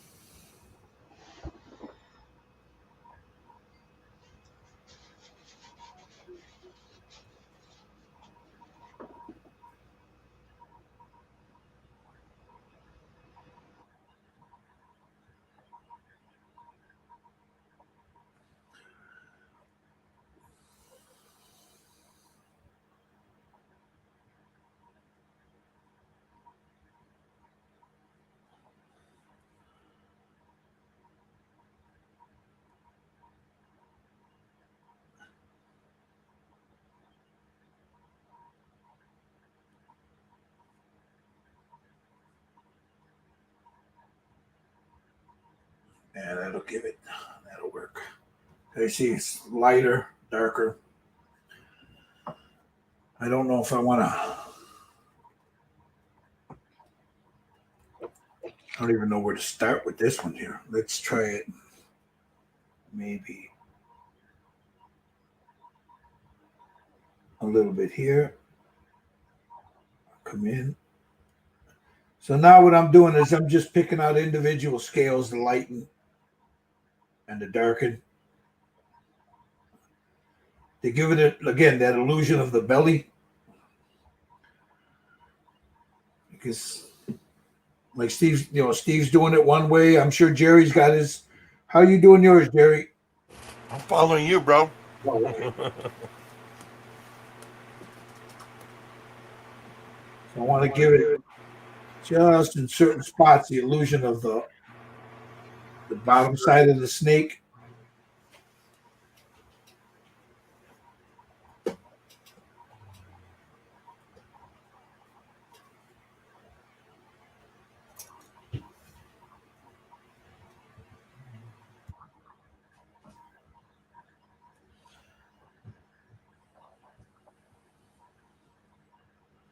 It's that little light color that I threw together. That's what I'm using.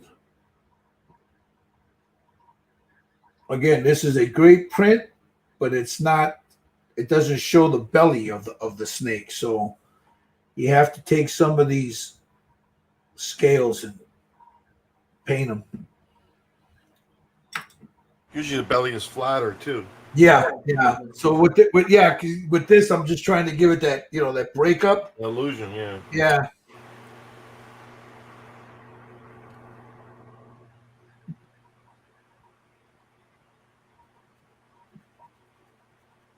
My brush slipped right there, and I got some on her skin. Okay. So we got some right around there, and then we'll go down here to the bottom. Just pick out a little bit of it.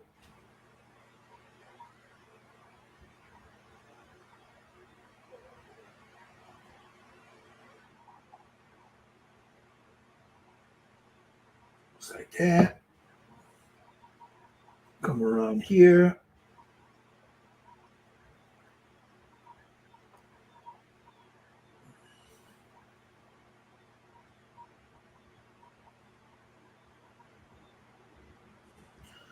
Just like that.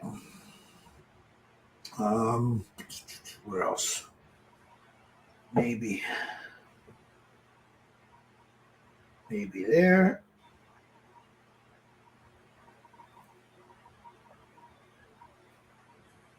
Bring that around down about there, and I'll stop it there.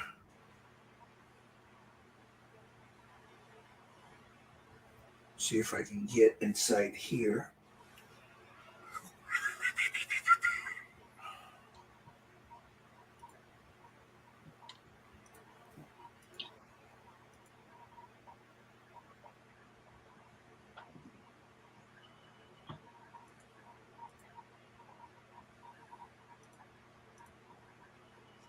A little bit there.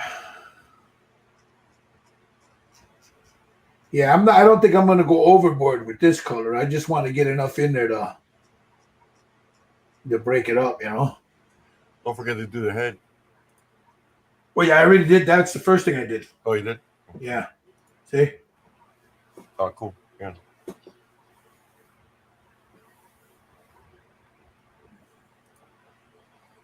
We'll lighten it up just a little bit more. Well, especially the head because it's pointed right at you, you know.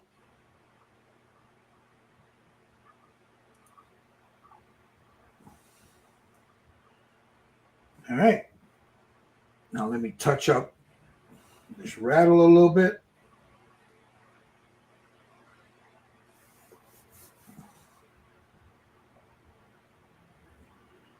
The same color that I'm using on the belly.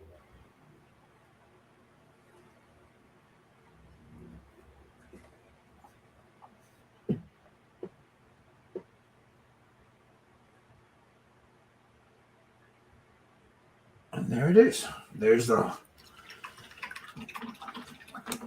Now, once I put the hand, when that gets glued, whoop, got it wrong. When that gets glued there, that's how that'll look right there. Now you can, whoop, got it upside down.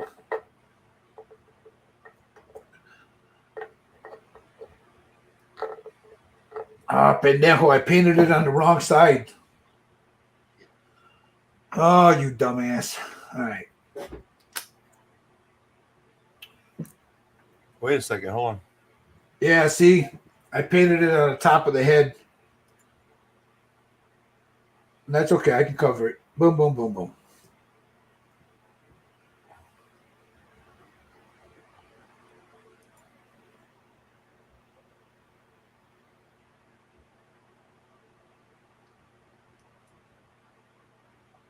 All right.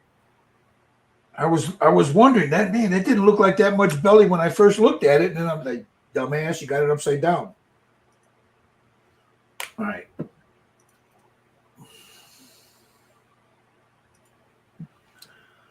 Make a little quick mixture here of that white that I was using.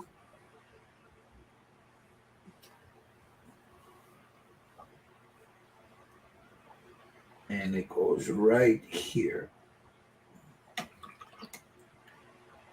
Get that brush. Where's my brush? Where is it? There it is.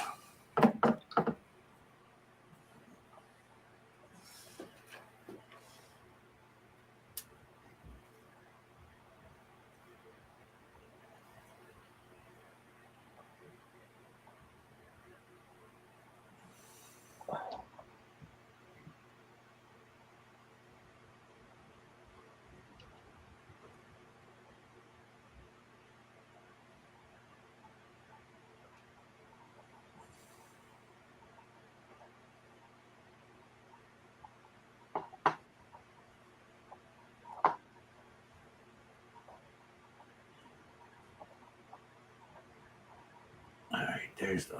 Now I got it right.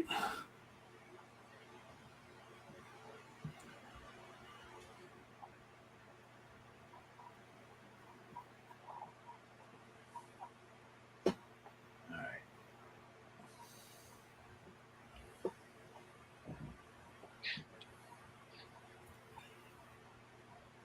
A little bit right here by the hand. And I'll whip around. This part I got right here.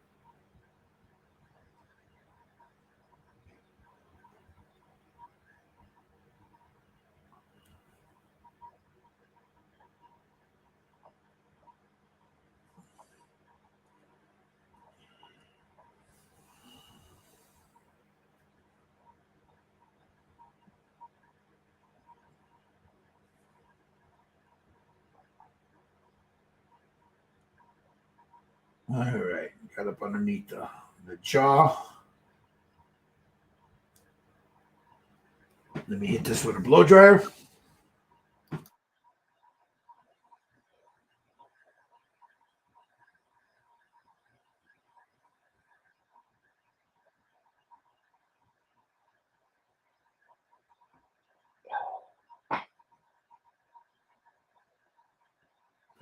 All right.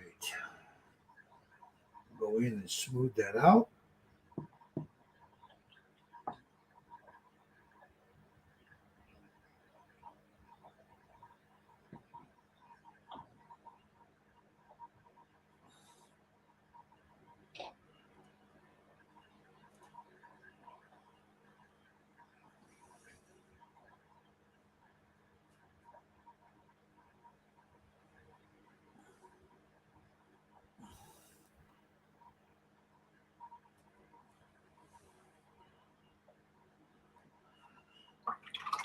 All right. Take a little bit of this. Just a drop of it.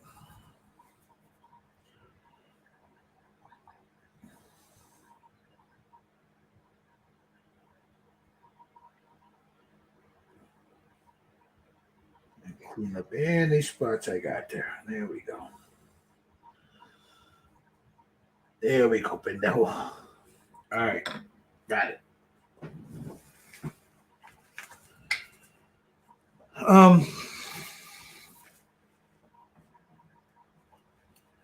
Clean this off.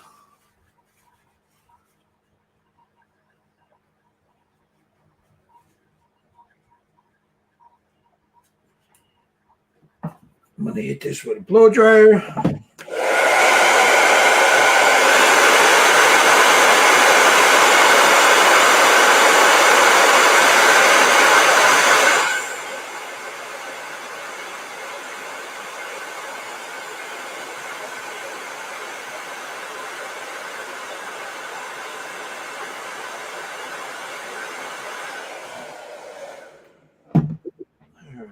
I'll probably cut that belly up a little bit more.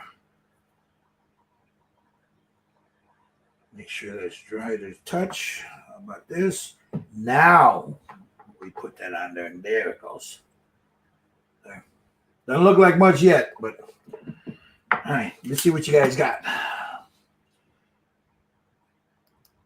Where you at, Jerry?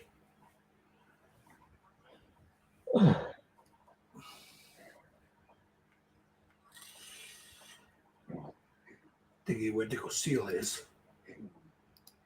Mr. Lang, how you doing there, buddy? Doing good? All right. Yep. You're getting there. Coming there. You're muted. You're muted. You keep don't. There you go. Let's see. I'm doing the wood base. That looks Well, good. a long way to go, but it's getting there.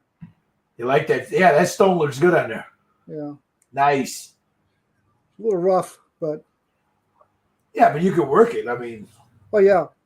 I'm putting greens in and then yeah. blacks, and then you know how the mold gets in there and gets black. So Oh, Mr. Sutton. Ooh, look at that. That looks good, Steve. It's getting there. Just started laying it down. Okay.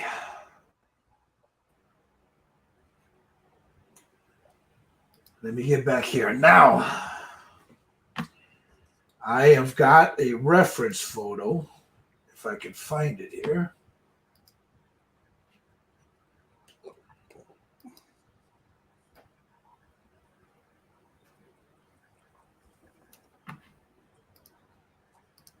We're going to start on the head. Well, let me go shoot this with a MAC code. I'll be right back.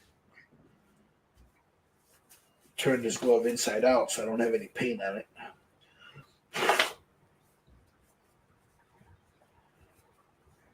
You know what? I'm just gonna grab a new one. I don't want to chance that paint getting everywhere. That's on that glove.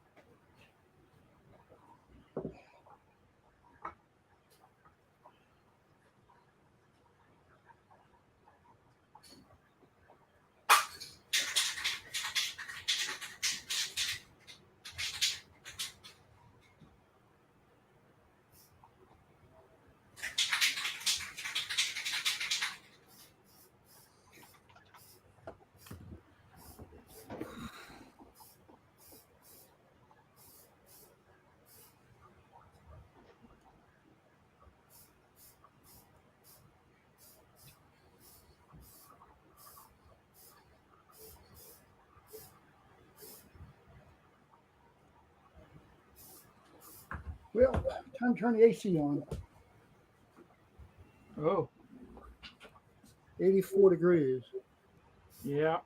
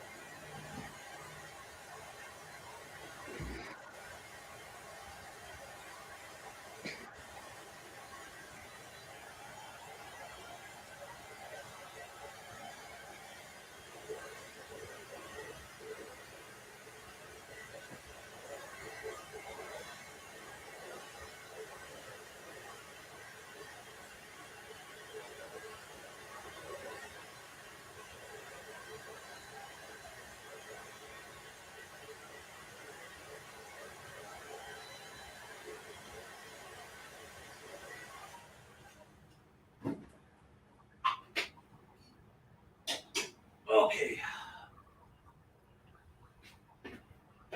Sorry about that.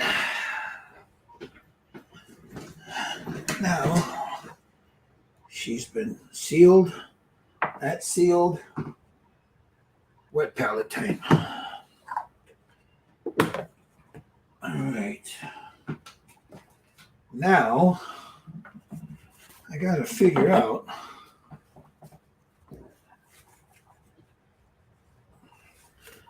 I think I'm gonna. Let me get a. I don't have the dark brown that I needed. Let me grab that real quick.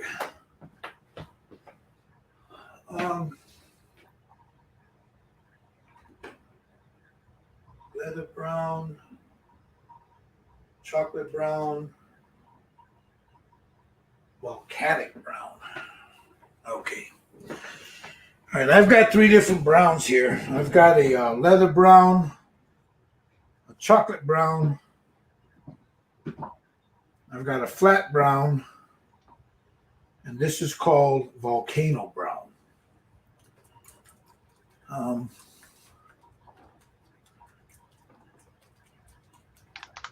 Jeff says that looks really nice, Steve. Thank you. Okay. Audrey said she likes those color shifts. She's going to do it on the face. They're nice, isn't it? That'd be cool. Yeah. All right. Now, what I'm going to do is I'm going to start on the face. So, how do we do? Let's see. Where do we go? He's like this. So I need to get on the bridge of his nose here. I'm going to have to put some brown right there.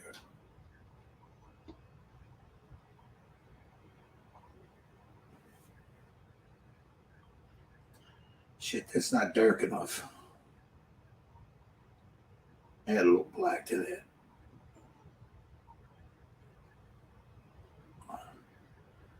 There we go.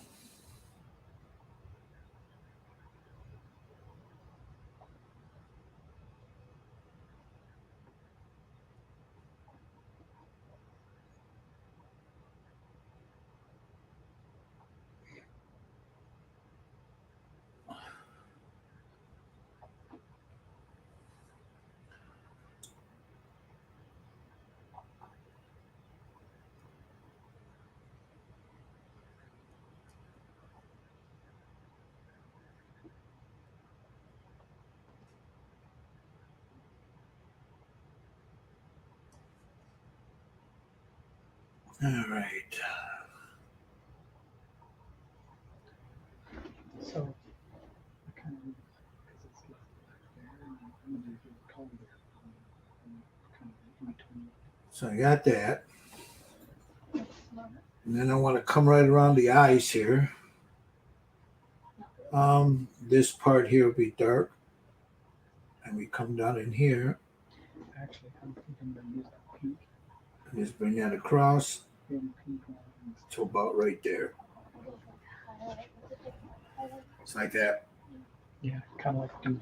You don't have to do. Come over to the same side. Let me make sure I don't screw this up. Go different colors. Up about here.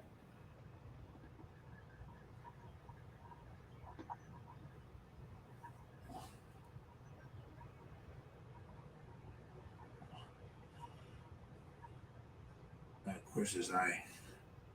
It's kind of hard to see his eye with all these scales in there.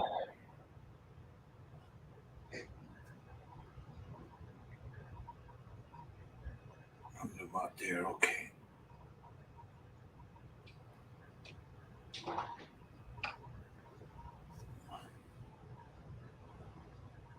I'm going to bring that across and bring it right to about there.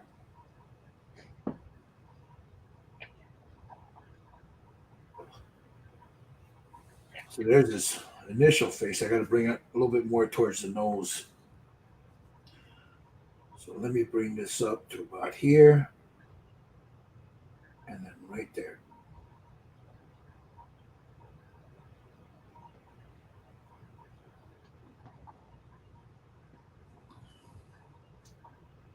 There's his face. All right. Let me clean that off. I'm going to have to make more of that color. I'm going to need, I'm going to try some ink. Let me see if ink will do this, what I needed to do. I can always take it off. But a little ink there.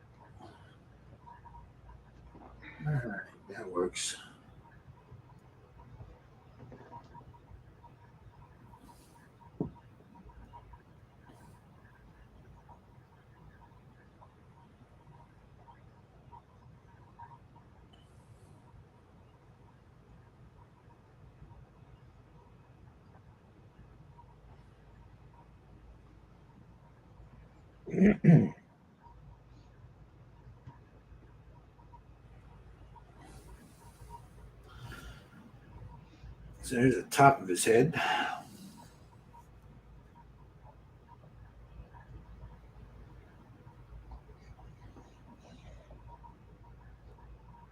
Trying to get that pattern.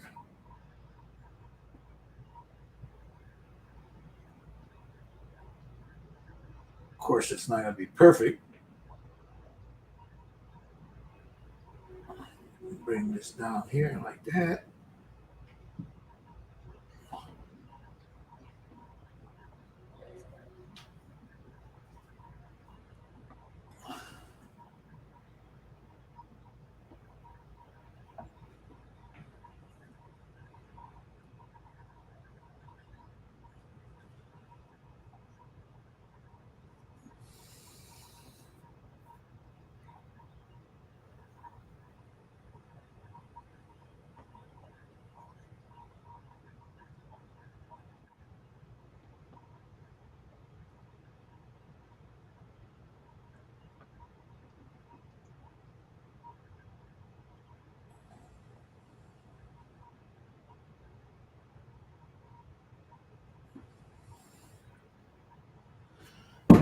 So what I'm using now, guys, I'm using ink, and then I'll go over that with some more paint. But I just want to stain it where I want those diamonds and everything.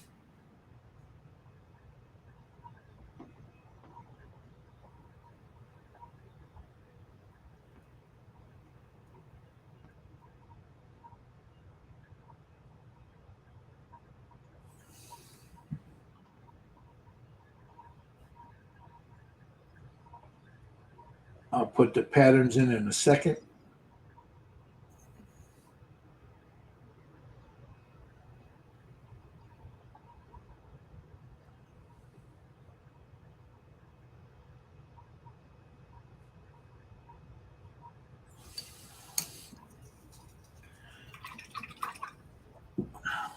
Clean this brush off. And let me use this one. Man, I need a bigger brush. Come on, Gilbert.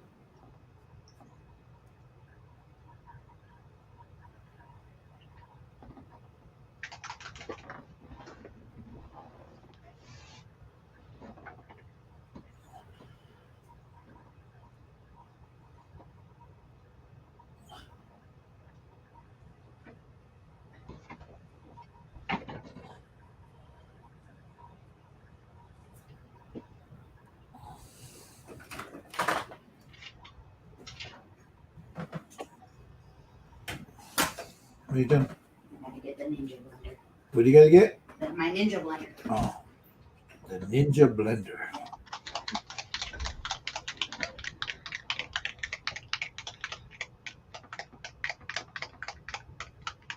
All right, I'm gonna get that here. I'm trying to stay as much as I can away from that white that I put down, or the lighter color.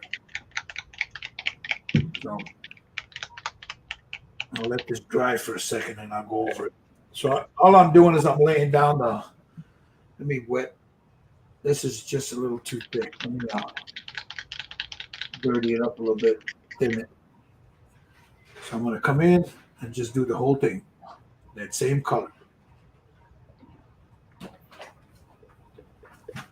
Just staining it.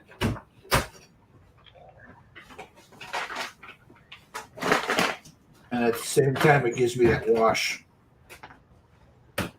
right in the crevices.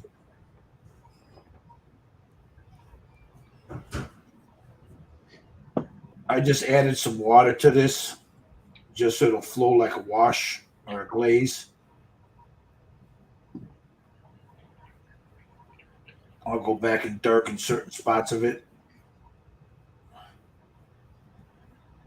And then dry brush lighter ends of it.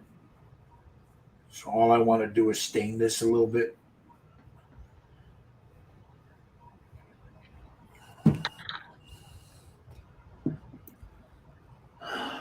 I saw one guy do each scale individual colors, which was got to be maddening. Oh yeah, I mean, I thought of it, and then I thought, man, I'd be here for a year doing that. I'm sure he was. I mean, there's some beautiful paint-ups of this out there, you know?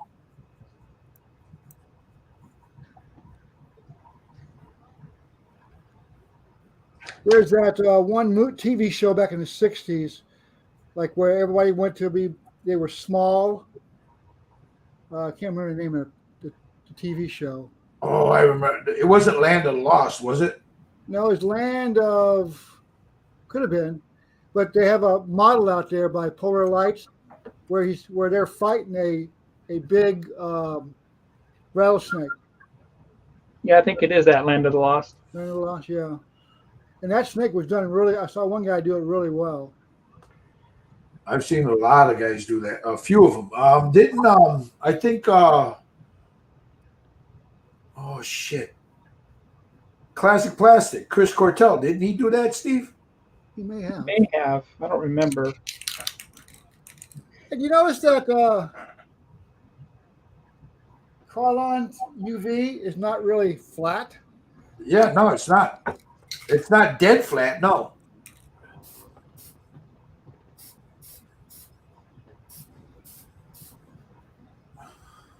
I finally found my old paints by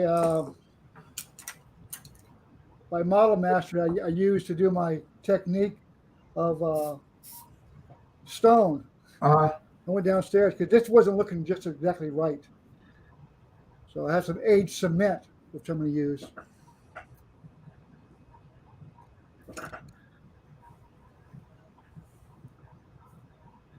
Let's hope this dull coat by Testers is really dull coat.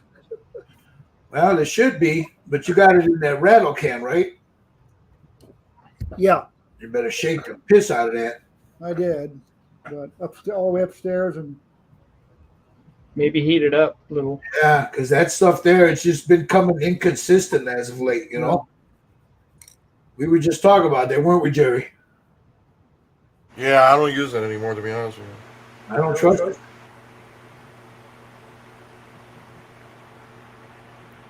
the hobby, Mr. Hobby stuff works really well. Yeah. You know what still works good is if you get the regular testers in the bottle and use that. I have that. Just add a little, 50-50, fit lacquer thinner to that. It works really I've used great. it before with my 105, Uh-huh. and it works pretty well. But I'm fixing to do my skin tones with this Extreme Patriot. Uh-huh. I didn't want to dirty it up, That tip you gave me, it definitely helps. Yeah. Yeah, it does. And I'll do my the hair will be dark reddish with some, and that'll be done with a brush. And I'll use their skin tones with.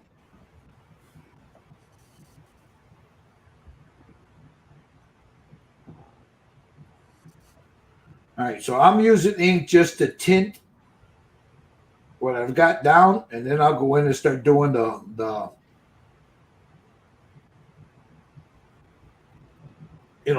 diamonds on it, and I'm going to use ink for that too. So I like. What color did you use for her folds of her dress? I didn't go in there yet. That's going to be the last thing I do. Okay, because it looks like it's different colors. Yeah, that's the last thing I'm going to do. I mean, I painted everything white, but there's a little. I mean, if you look behind her, Yeah. there's a little shadow in there, and that's just from the black primer. Okay. And then I'll go in, and I'll add a shadow to that. I want to wait till that'll be like the last thing I do. Snake's coming out pretty good. Yeah, I haven't decided what color I want to paint her dress yet.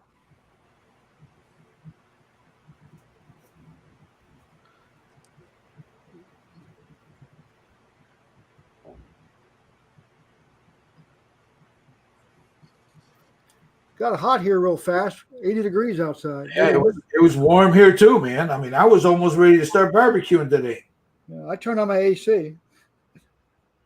I just opened up the windows. I've had that all day, but it's just a little bit.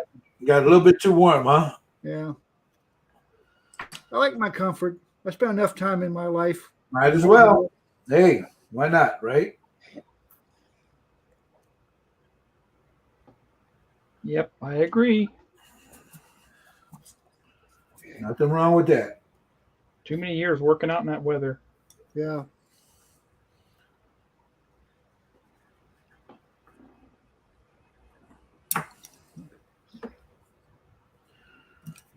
Remember, sometimes cold and rainy and monsoons, and not a piece of you is wet. I mean, dry. And you live like that for like 2 weeks. Yep. Everything's wet. Socks, asshole. Oops, excuse me. Sorry, RG.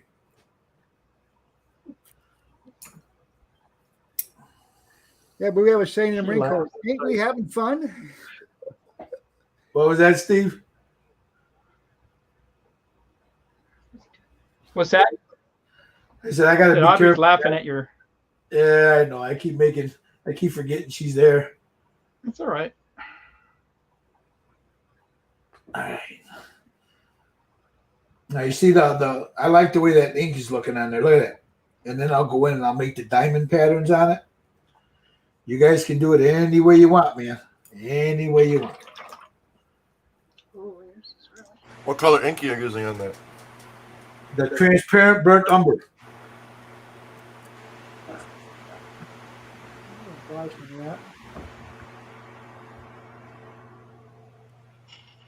Did you dilute it a little bit? Just I dip my my brush in the water. Okay. And then that's what I'm using to and then I have a dry one here that nothing's on it. I use that to smooth everything out. Hey, what is yum yum sauce? Huh? Yum yum sauce. What are you talking about? Chinese. This girl just text me. Do you have any yum yum sauce? I guess it's you get it at wherever. I have no idea, man, and I think I thought there for a minute you were being a cochino. Oh no! It's, It's Chinese or Thai or something. Oh, is that what it is? Filipino, maybe. I think it's you eat it with fries or something. I guess. See, I thought you were. Jerry's laughing. I thought he was being a cochino. That's why I didn't answer. So she had some last night. What the hell? No, I'm sorry. I apologize. You still No, living? You still living last night there? Like Yeah, really, isn't it? but, I thought he was having flashbacks there for a minute. yeah, Saigon. No, it's not the same. We're all jealous of Mike. not me. I'm old and old. He comes in. Steve, he comes in and says, "Oh man, I just got home." I says, "You damn stray cat, you." Stray cat. Yeah, just got home.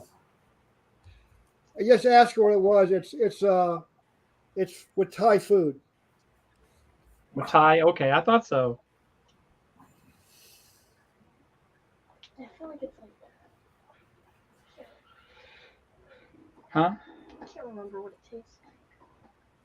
All right, there's I feel like there's her snake. So I'm gonna let that sit for a little bit, let that dry, and I'm gonna start working on this guy over here. All right, now I don't know what I'm gonna do here. Okay, I'm gonna leave this and get rid of this.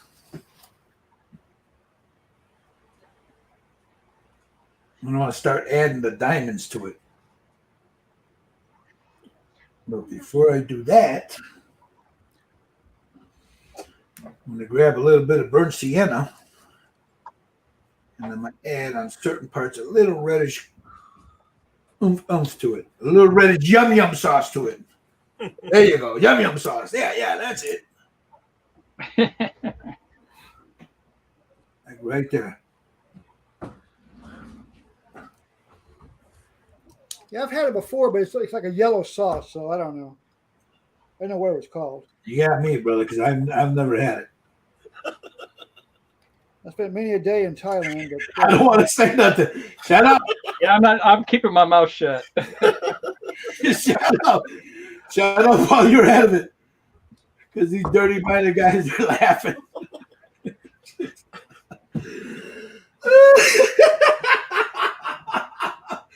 Oh, Oh man, you stepped right into that one, Michael. He's like, what? Never mind. Never mind. Never mind. That's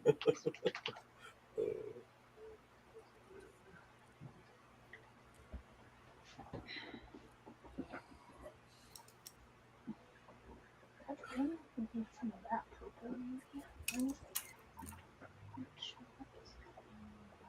What's there? It's got to see it in the light. That's all. Yeah. I can see it.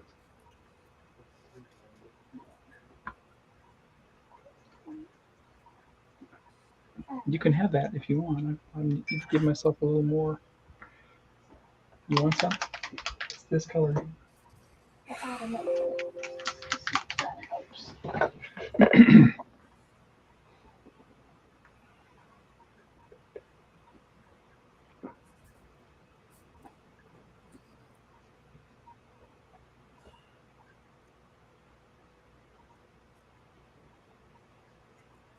Okay. I'm going to wet some of this down a little bit.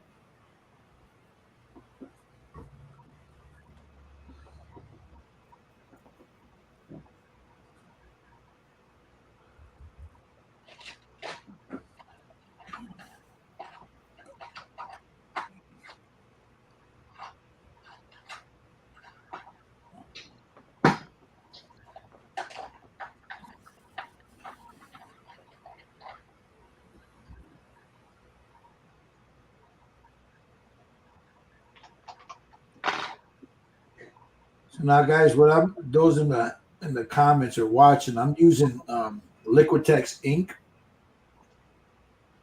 just to stain everything, and then I'll go in and I'll do the diamonds, the pattern, the diamond pattern on it. I like the way that's looking right there. I like the way the ink's the way the ink's staining it. Yeah.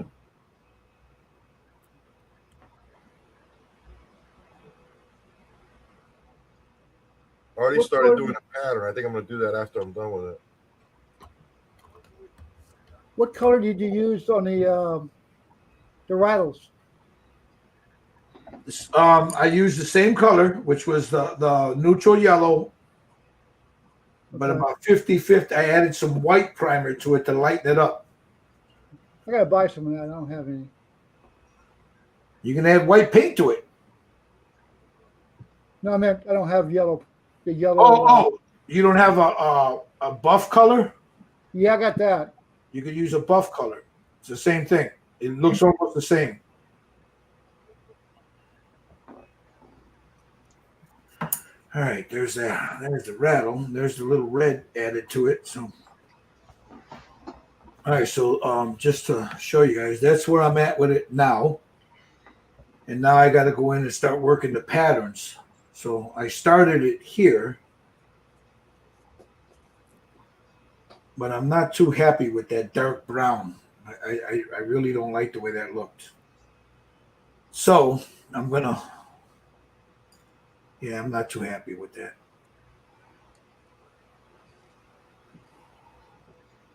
So I'm going to take some of the primer, clean that up because that just doesn't. It looks too.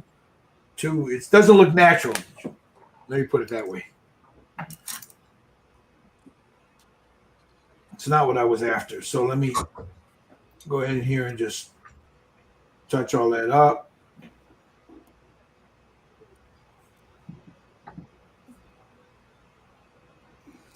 Heat that up too. Right there. Right across there.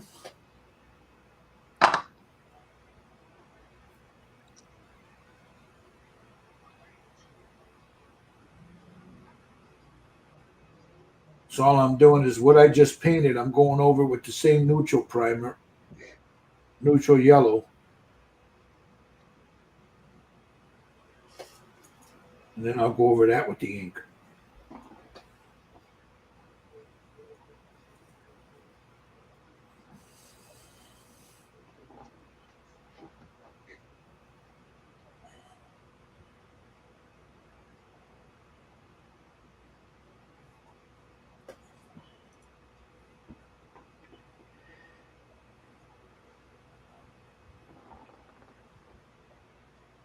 So yeah, there we go. Just go over that.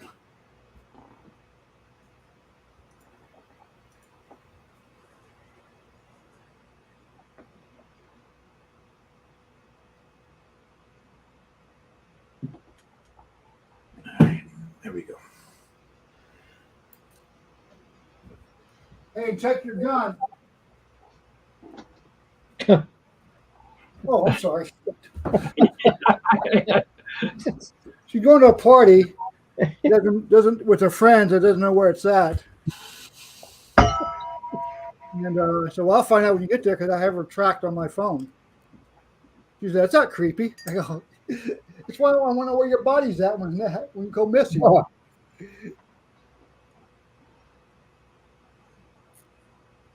But she has a gun permit to carry.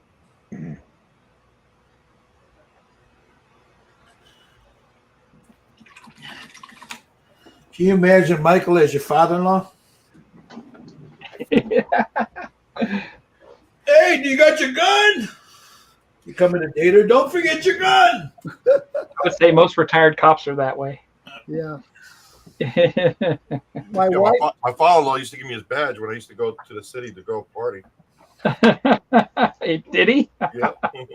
That's funny. Well, all the cops know her because my wife worked with them when she was the last day. She worked Arrive Alive and stuff, so they watched Haley grow up. You know, she was out there one night drunk doing jump, flip flops or whatever down the street. And they grabbed her up and told her, "We can call your daddy." They know her pretty much. She's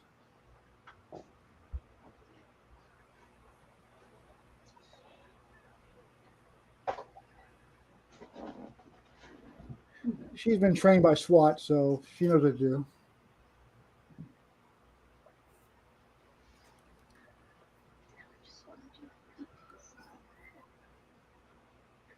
What was the green? There's this one. Well, they all kind of have some going on. Mm-hmm. I think it was this one that was the more green. But then I added this one too. But And that's it's hard to tell until you start combing it. Yeah. When I did that, that's what I did her hair. yeah, that's what I thought.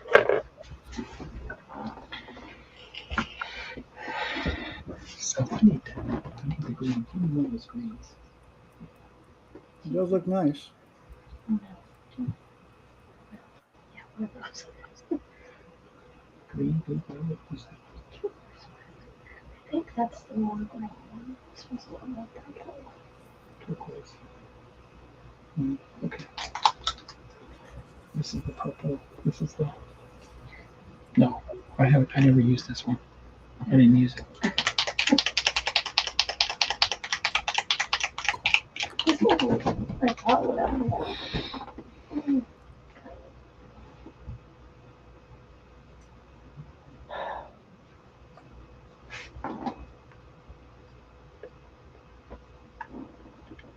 These color shifters are so hard to use because you don't know what you're getting till you put it on. Yeah. You gotta wait till it dries a little bit too. Yeah.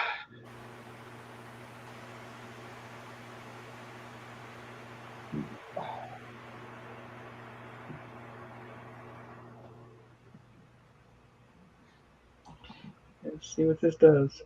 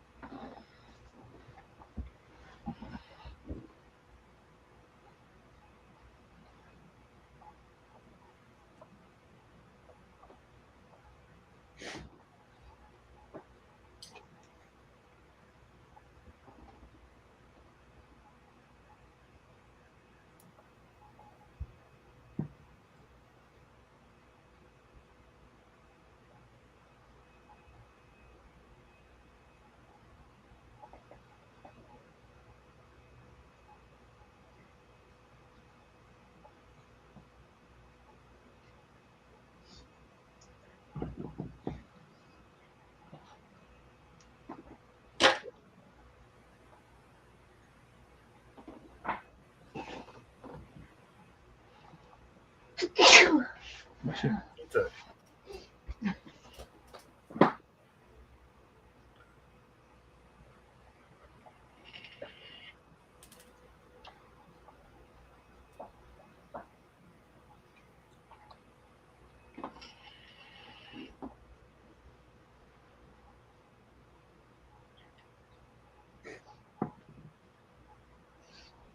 That scene looks pretty cool too.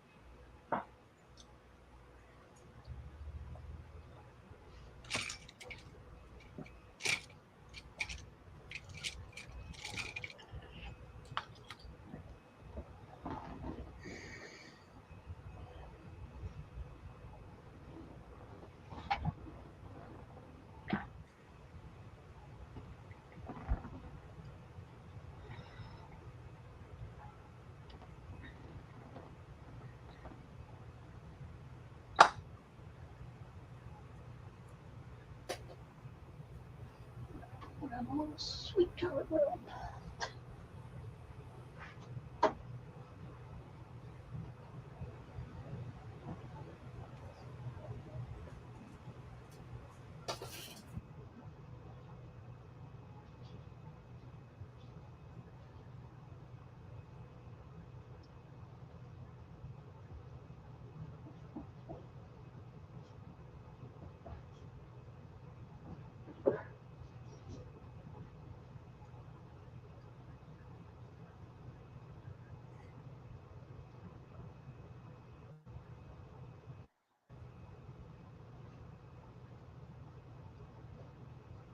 I gotta step away for a couple of minutes. I'll be back.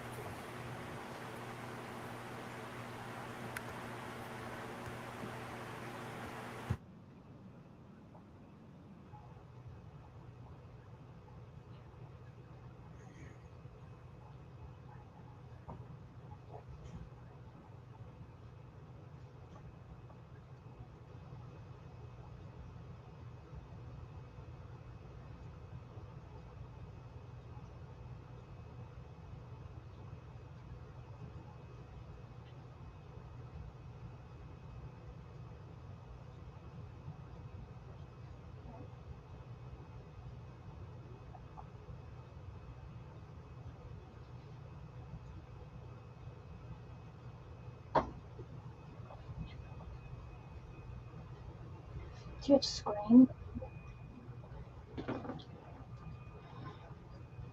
I don't think you do. I'll have to look.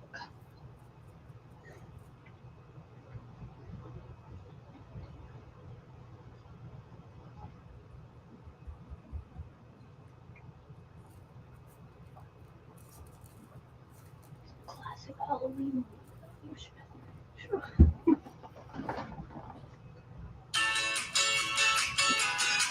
I think I did. Do you like it? Do you like this one?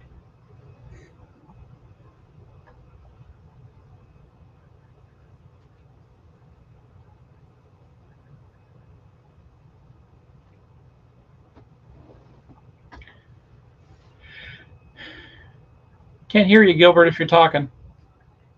So I'm sitting there talking to myself over here. I forgot to turn it back on when I was down there digging for something I dropped. So All right. I'm gonna move to see what you guys are doing in a second here. I just wanted to. There's the head. Well, that looks good. And then the beginnings of the diamond. Of course, there's going to be a little lighter color on the outside of it.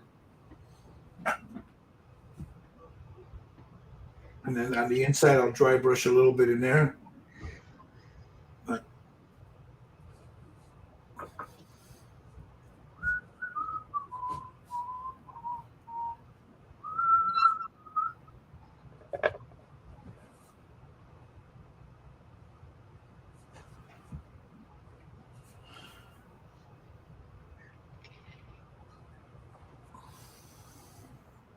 I'm just going over and darkening it up in certain spots. There we go. All right, let's see. Let's get a spot right here. Spin them around. That's just there. Okay, we'll start with a diamond right about here.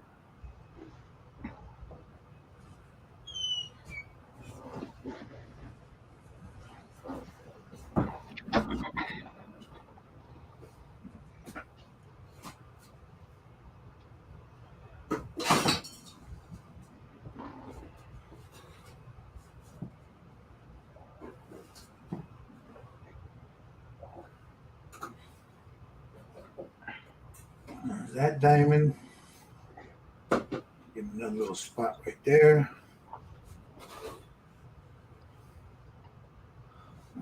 Here, give them a spot there. Right over here, like so. And then we'll start another diamond.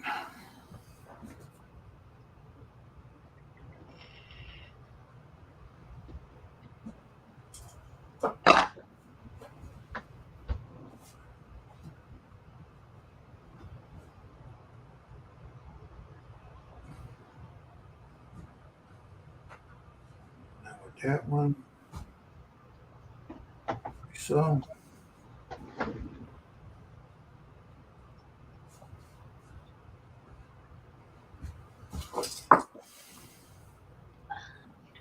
Add a little spot here. Yeah. Another one there. And then we'll start a diamond right about here.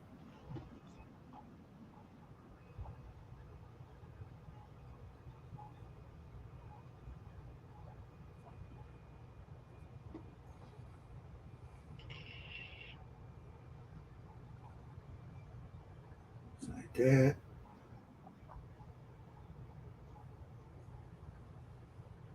Bring that down about there. When it dries, you need to clear it with the gloss coat. I use that. And if you guys are watching, if you didn't hear what I said before, or if you're new here, there's a link for you for the original YouTube page for this. I'll put the link up again. When I'm finished painting this one, I'm going to be giving it away. If you go to that link and you that I'm going to provide, and you put in I'm in, you get a chance to win it when I'm finished. This one here that I'm doing. Best way to remove inks if you make a mistake. If you've got it cleared, if you make a mistake, you can go in with a little water or a little isopropyl alcohol, but very, very, like on something like that. You know, you can put a little bit on there. You can go in and just very gently take it off. You don't, but make sure that the piece that you're working on before you lay the ink down, that you've had it sealed. Because if you don't, you're going to regret messing with it. All right, so see, this is how she's going to go there. So now I have to make sure that I start the diamond here and work it down, and then start the diamond back here and work it up. You know, so I'm trying to keep it as consistent as possible. So now let's work this diamond here.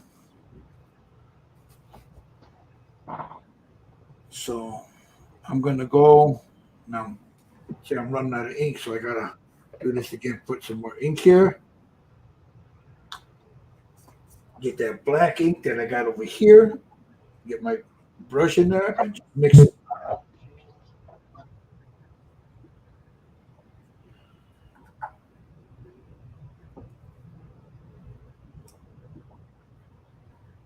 So I'm gonna start the. All right. I'll start the diamond right about here.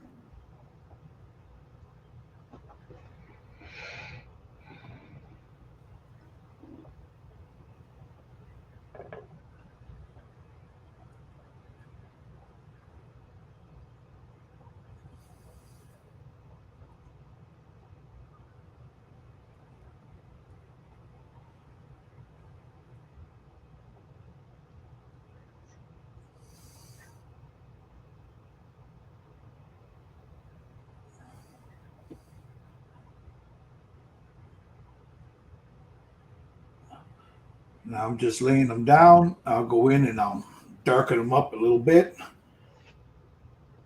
I'll start another diamond. Let's start another one about here.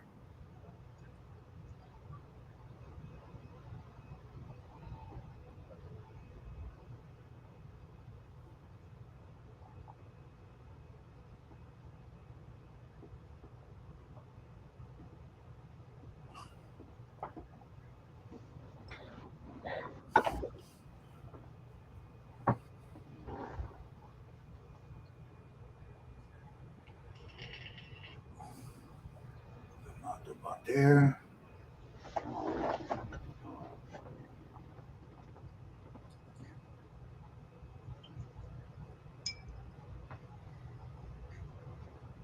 All right.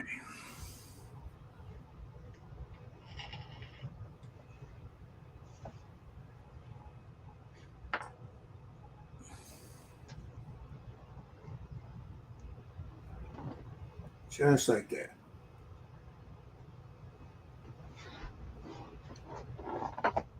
How we doing there, Steve? Oh, it's getting there. You still not happy with it? I'm not done with it yet, but It'll get there. it's getting there. Hey, how do I get my picture back on the guys who are working? I'm on comments. Just go. What do you mean? You're up here on the comments? Well, I picked up comments to see what everybody's saying, and then I can't get back to. Never mind. How about now? Hold on a minute. I messed up. Yeah, I can see it now. Sorry. Okay. I don't know what happened there. I think I had it stuck on me for a while there. So I'm sorry. no, that's okay. It was my bad. Me and computers don't get along too good. I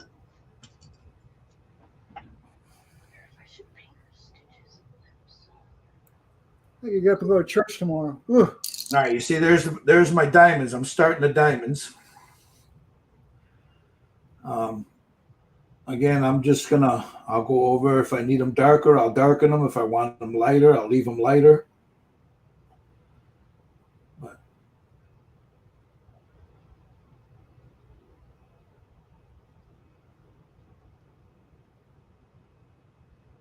And right now they look glossy because ink is glossy. They go down, the liquid text goes down glossy. So once I hit this with a mat, it'll knock that shine right off of them.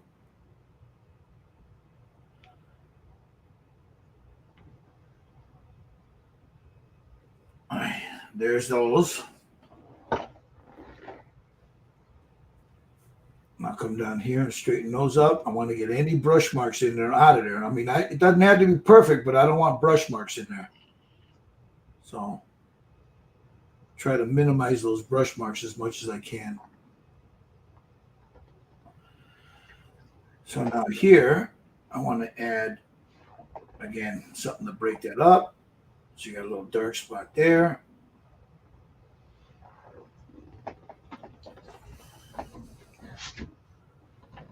There'll be another one here.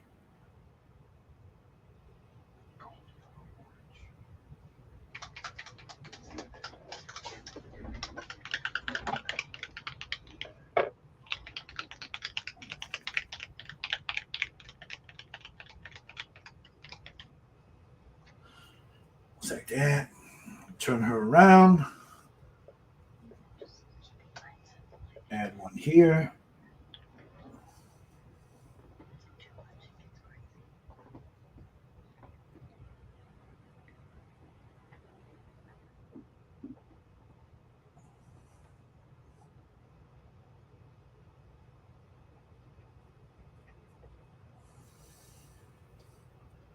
Just like that.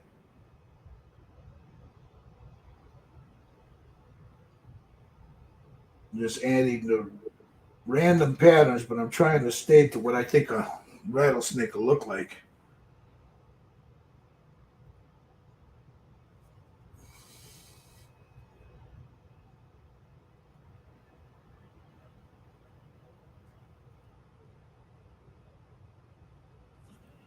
All right, there's that. My face has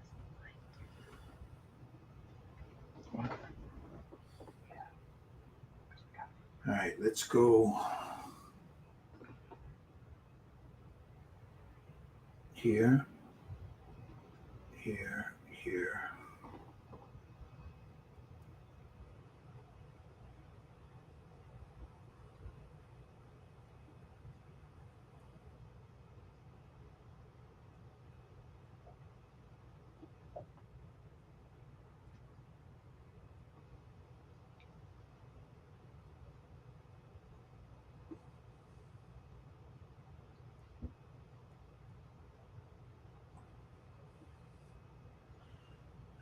Just laying down the pattern.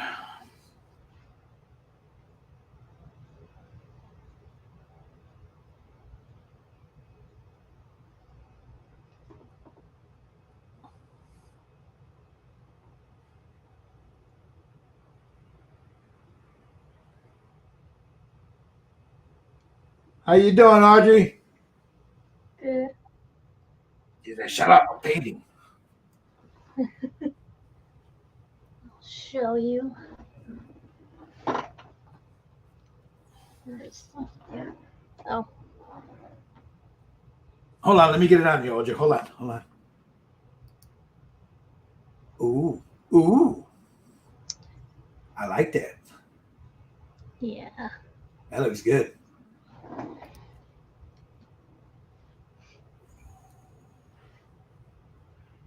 Okay, we'll go about here. Let me know when you want to get into real modeling and build a ship, okay?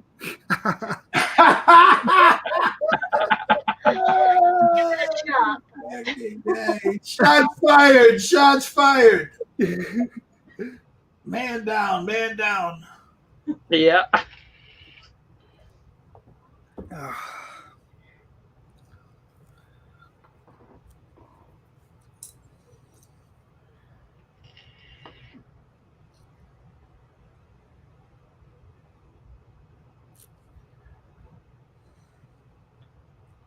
She's always wanted a model ever since she was little. She's always like, "Hey, Dad, can I build a model?" He was too OCD. He wouldn't let me. Yeah. My OCD wouldn't let her. He'd buy me one and then do it himself. Figures. Like, wait, you can't do it that. No, not that way. Here, let me show you. And by the time you're done, it's finished. That's because she was a Dale Earnhardt fan. When my daughter was about 10, I got her a Titanic. She wanted to do a model. It lasted about 2 hours. Yeah. Yeah. She lost interest.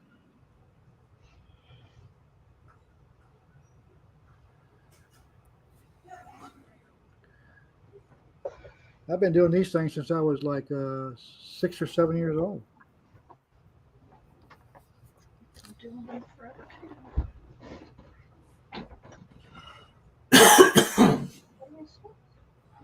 How old were you when you started? Oh, 12, 10.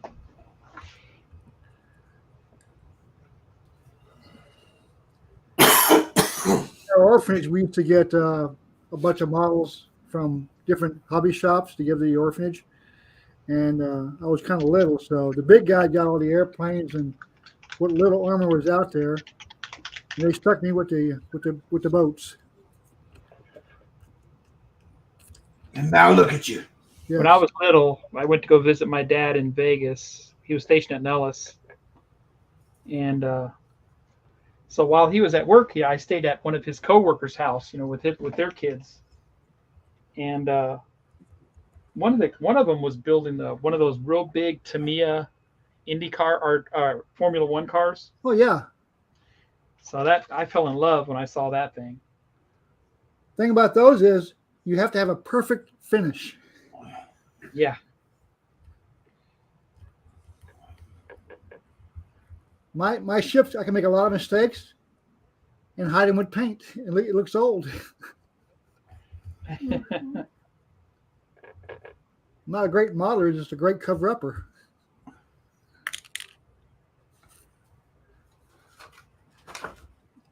Got to take apart this place tomorrow.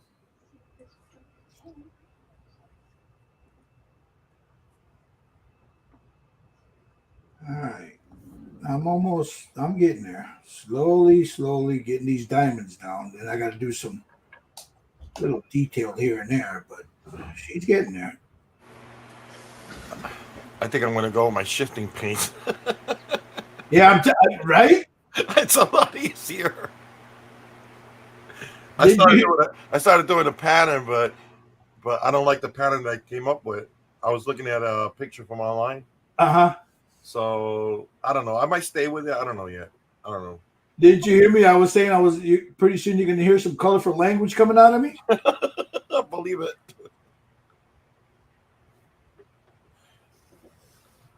So I don't know. I'm not feeling it right now. So. And I even entertained the thought of painting every individual one. I'm glad I didn't. That's what I started doing. Small ones. And I was like, man, I'm going to be here forever. Yep. You know? Just put a Hallmark Christmas movie on and sit there and do it. There you go. And let me tell you something. That's the reason why I'm up here, because my wife, that's all she watches all day long, you know. Oh God. Me too. My don't girl watch got me a pair of socks. We don't have same likes as far as TV show goes, you know what I mean? Yeah. Kelly bought me a pair of socks that said, "Don't bother me. I'm watching Hallmark Christmas movies." Yeah, they start right about now too. Yeah, I've been taping a little bit. Yeah. They were running them back in July. Christmas Yeah, I in believe July, it. you Yeah. know? And it's the same actors for every movie. You know? Yeah. That's true. I do like Merritt Patterson though. Oh, don't tell me you're one of those that watches those. Yeah, he tapes it.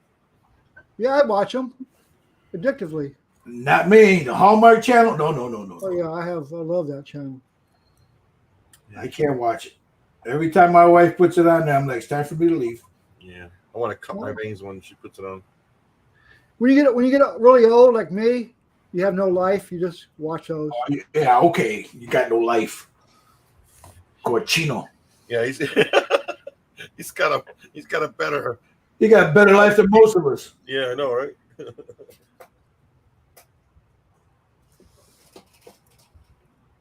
I'm not good looking. I just talk good. Yeah, right.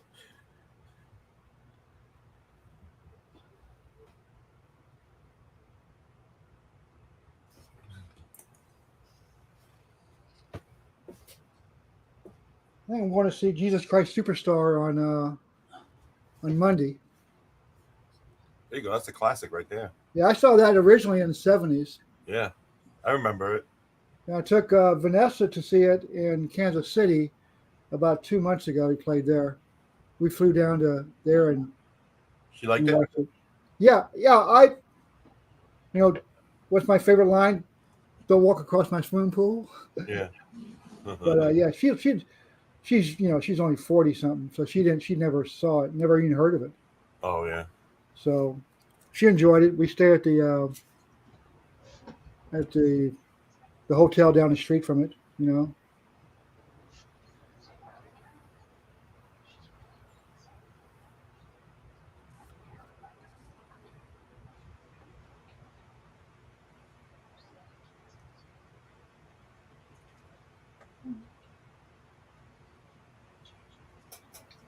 I saw Grease before. I saw Hair.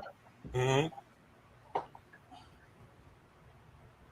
Chorus Line, we saw that in Hawaii. Their traveling troupe. That was pretty good. I fell asleep. It's all those that you just mentioned. My mother used to take me to the drive-through Oh, with my really? sisters and watch them all the time. Yeah. Well, these are actually plays. I Yeah. was going to second-class dive school at Pearl Harbor, and my wife was on the governor's board or something, arts or something. So we we sat in the governor's box, and I'd been diving all day and swimming all day, and she picked me up in Pearl Harbor. We went to Honolulu, and Sounds like a I movie. forget- huh? Sounds like a movie. No, You're these are Picked me actual up from planes. diving. I went to I Honolulu. just got done diving and surfing. My wife Oh, picked yeah, me well, up. I'm going through. Cocktails. Yeah, it sounds like an Elvis movie. No, I was going Yeah. through second class dive school at Pearl Harbor. You know it'd be an Elvis movie. See if he starts singing "Viva Las Vegas." No, that is a good. That's one of his better movies because it has what's her name in it. Anne Margaret. It's the only movie I like because Anne Margaret's in it. Yeah, I guarded her door. Me and two other Marines when she was on the Enterprise, and her husband was a jerk. She said, "Don't talk to her. Don't say nothing to her when she walks out. All you gotta do is escort her up to the main deck." I go, "Okay." I told my buddies, "Does he know they pulled us out of Vietnam to do this?" She was very nice. She came out. She talked to us. "You guys want an autograph?" I go, "Yeah, we'll take one." That's cool. Little John Marzell, "Can you sign my chest?" She goes, "I don't think so." I just like my chest. That would be a Marine. Yep. That's cool. Cochinos. Hey, Gil, what was your base ink on the snake? I used the transparent raw umber, Okay. and I diluted it a little bit with water.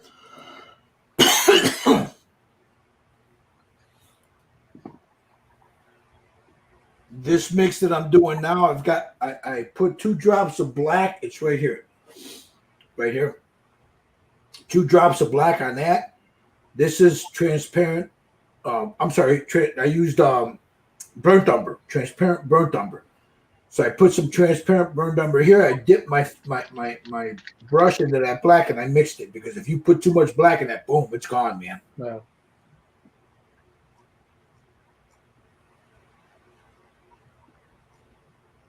But for the diamonds, that's what I'm doing. That's how I darkened it up.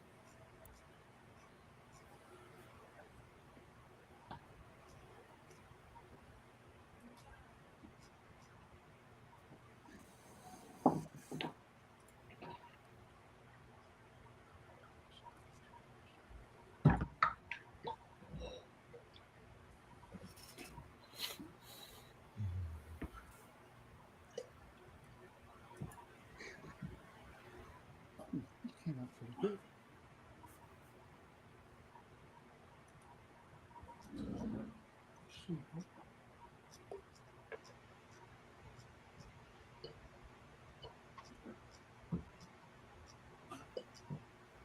Now I'm just adding all the little spots. I mean, it's not 100% rattlesnake, but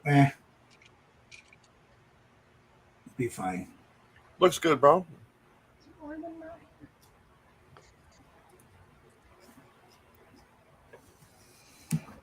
That looks great, Gil. You like it? You think it looks all right? I like it. My eyeballs are all cross-eyed though. Yeah. You can call that one the Mexican rattlesnake. Oh yeah. Attitude. Attitude. Bad attitude. Or as they say in my language, in Spanish, la chingona. What you going now? This is not la charra, it's la chingona.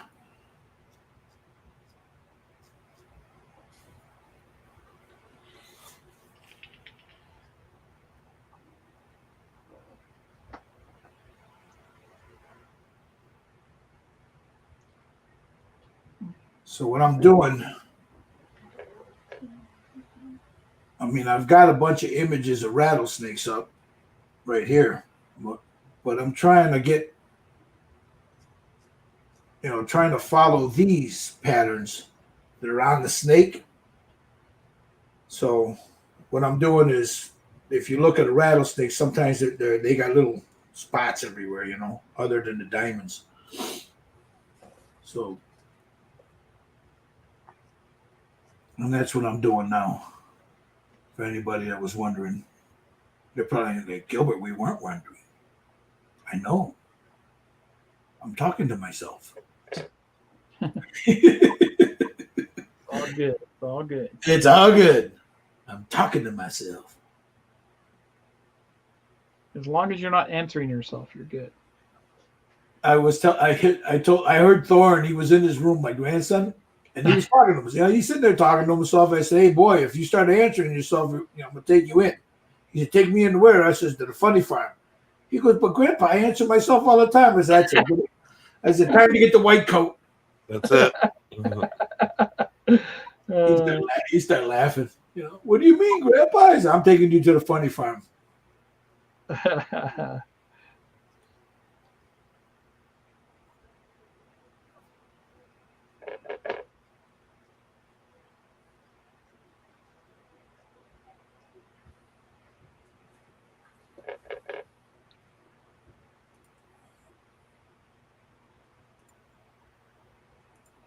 I'm going crazy with these color shifter colors.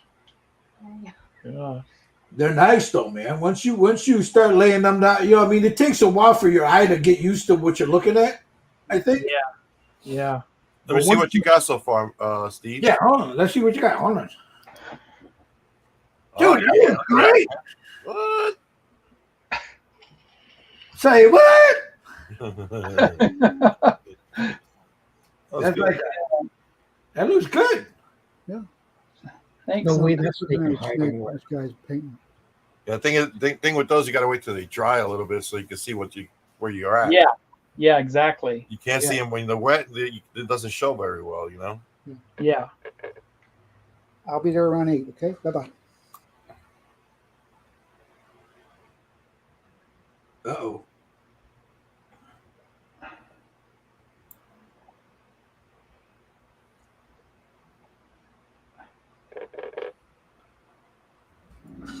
Yeah, I think I'll paint my skin tones tomorrow. I'm kind of tired. Oh yeah. But I got the hang of this airbrush now, hopefully. Excellent. I knew you would. Which one? Which one? I'm using Extreme Patriot 105. Okay. That's a good airbrush. And there's a little knob here at the bottom. It's the Mac valve. It gives me really precise. Yep. So, So you ended up using the Mac valve on it? yeah. If you open it up, it gives you a little precision line. Uh-huh. But what I did was I would go and practice on my sheet. Then I would move to the model and go do that. So That's all it takes, bro. That's all it takes. So I'll be able to do a face natural. Have it look I knew you could do it. it only took me about a half a gallon of purple power. It's all right. But you had it, right? Yeah. I think that little that extended trigger helps a little bit. Yeah. It helps me. All my Badger airbrushes are set up with those triggers. Yeah, I think I'm going to order one for each of them. Yeah, the original Badger triggers, they're all like too small for the airbrush, I think, right? Oh, that's me. Yeah. I think all of them. The Iwata's got a nice one that's pretty big. You have to buy it. I mean, the extended one. Yeah. It's not that high, but I like the height of that one. I tried Maybe I need a little more. the one that the high roller. I didn't like it. It was too high for me. Yeah. That's more than But I have a couple of them. You made your own, didn't you? Yeah. I ended up making my own.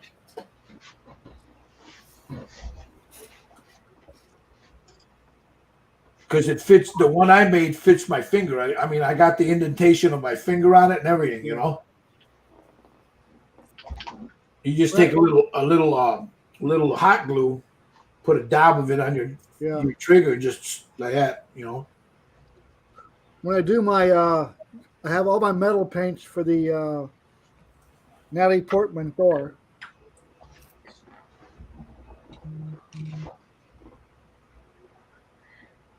tapping it on the bottom to see Yeah. what it looks like.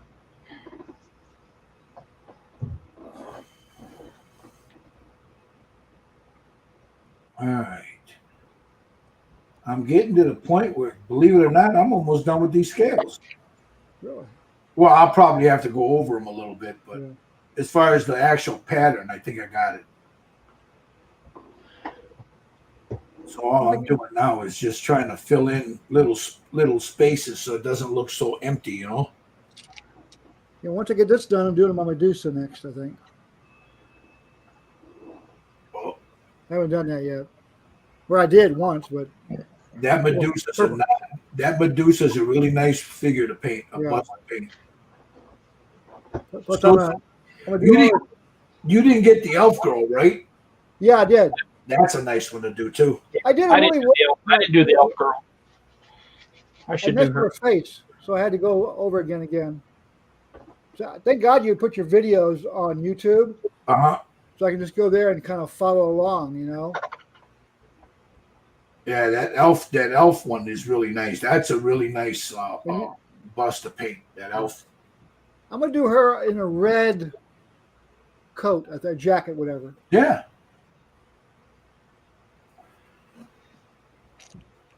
All right, Mocosos, let me show you what I got here. As soon as I fill in this last couple of spots.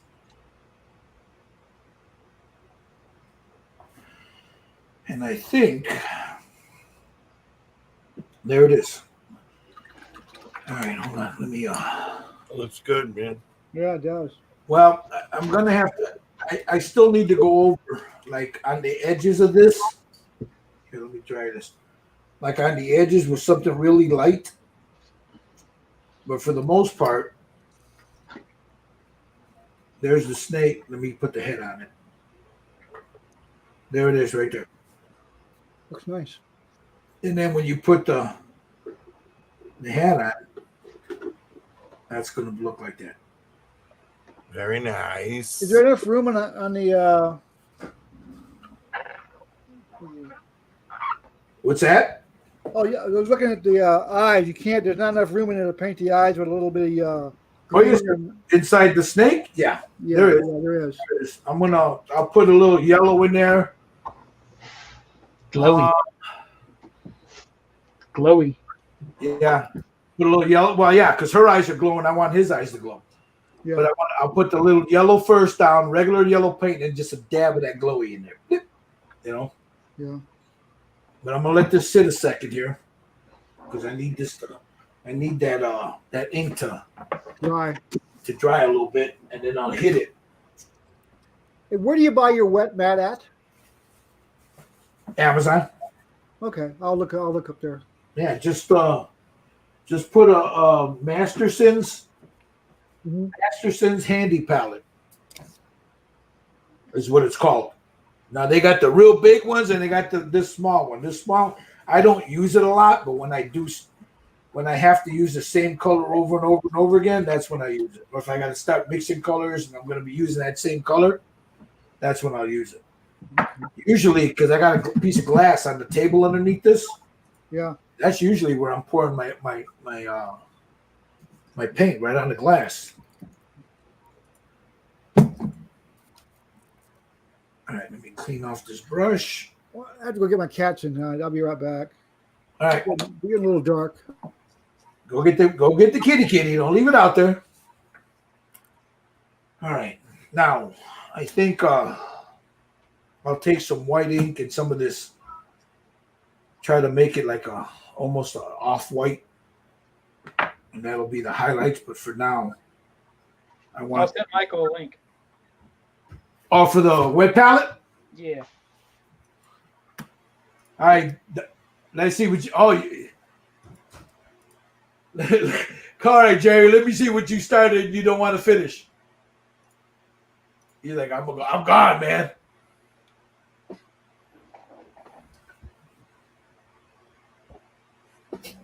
So I was following a pattern that I saw on On I pulled up Google. a bunch of snake patterns. Uh, I don't know. you're not feeling it. No, I'm not feeling it. I'm not feeling. I'll be honest with you. I'm not feeling The snake. the snake itself, the color, you know. So I think I want to see how the shifter works. And do like Steve's doing? Yeah, kind of like, yeah. Or see, I'm gonna tell you what, once this is done, you see all that dark that I got on mine? Yeah. I'm gonna add shifting paint to that. To the dark color? So all this dark color right there. Yeah. Oh, that'd be cool. Let me see how that comes out. You add a shifting color like a gold to violet or whatever it is. It's just a little bit and it'll give it a little pop, you know? Yeah. I'm feeling like this is gonna, I mean, I like the way you did with your inks and stuff. You darken the color and everything. I think we'll do that, but as far as this color here going with it, I don't know.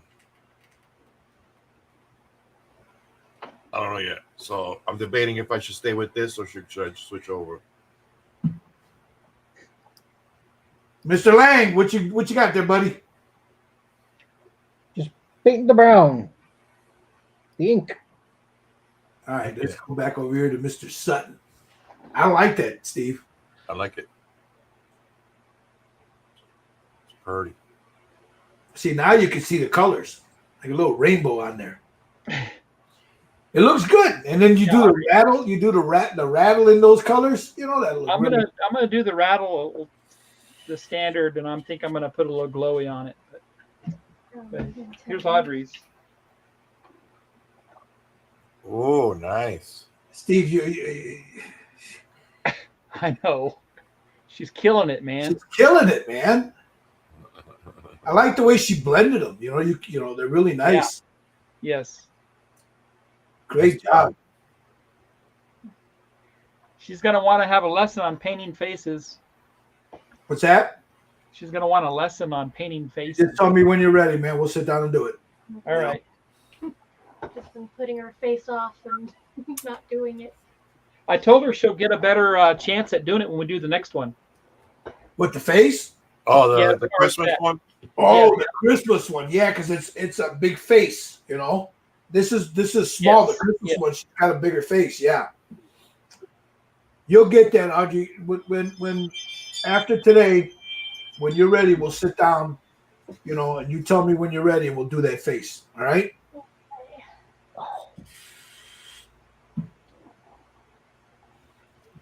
Oh, don't forget Thanks, Jerry. don't forget to buy you a coffee, Gil. I was just getting ready to put that up, bro. I was just getting ready to do that. Let me get the Café con leche. buy me a Bustelo. I got something coming your way for helping Audrey out too. You don't have to do I don't that. know when you'll get it, but you'll be getting it, What the hell's this? Gil. I heard you, brother. Thank you. No All I problem. did, all I had to do was yell supper time. They all come running. They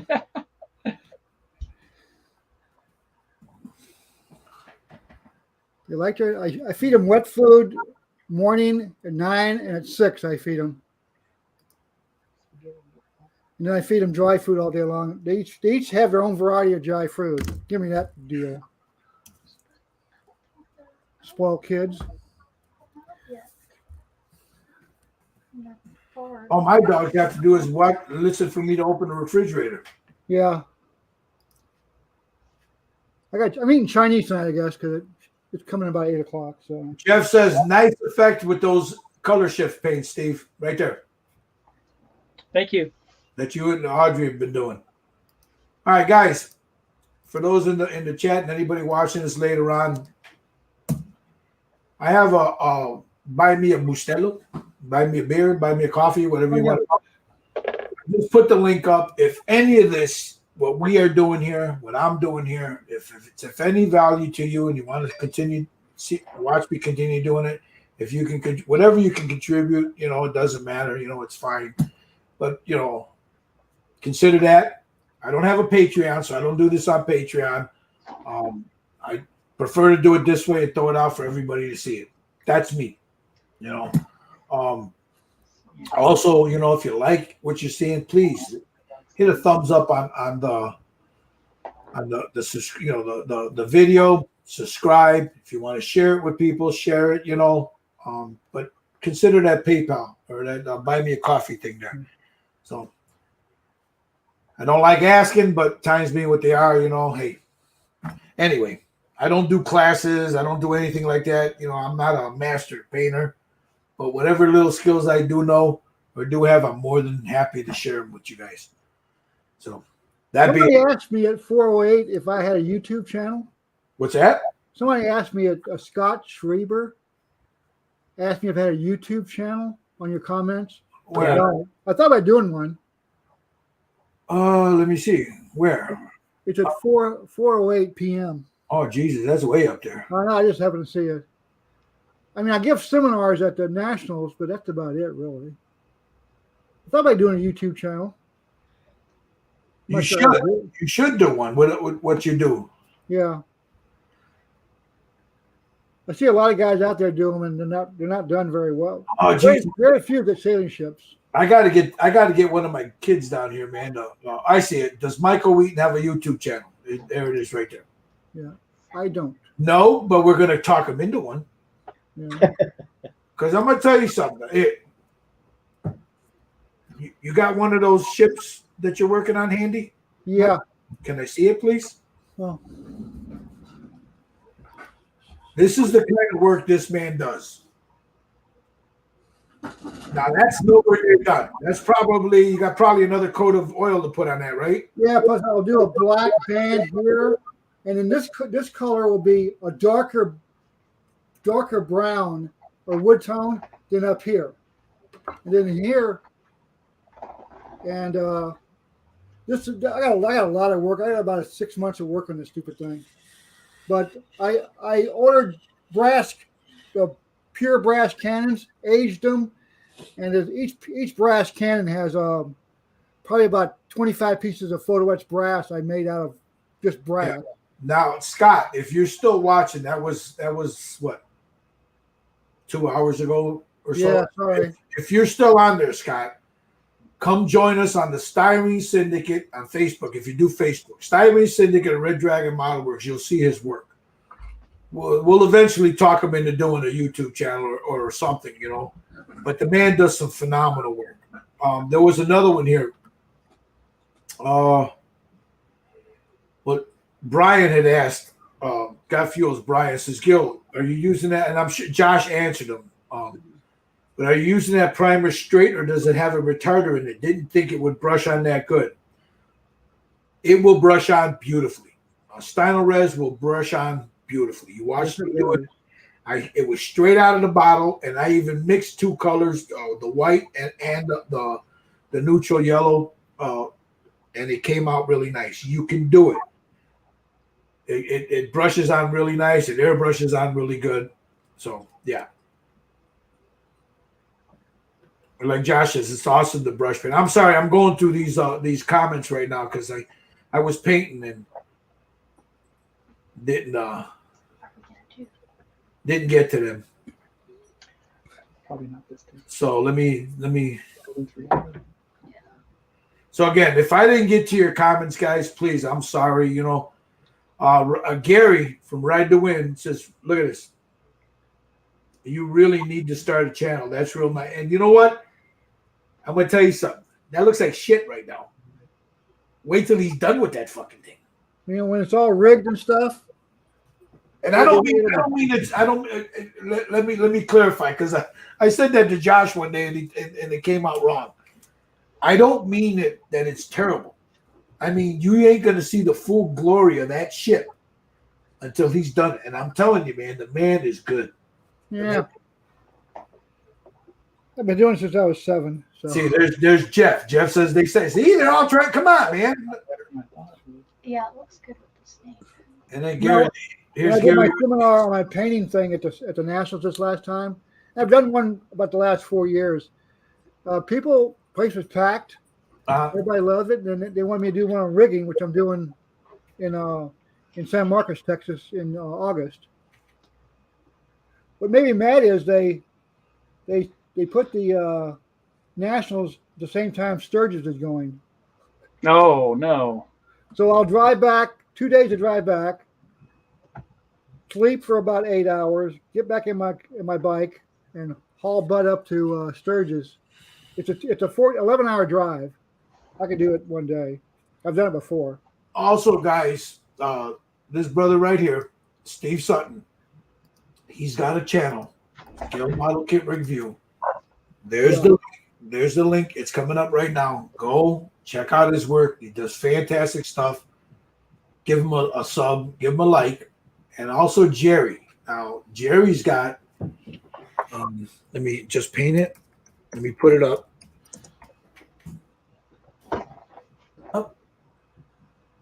What happened here? Oh, dumbass. I went to Google. All right, here. Let me get his. I'll put up Jerry's also. And I'm going to tell you something. Oh, you changed it again? You got the Dracula up there now?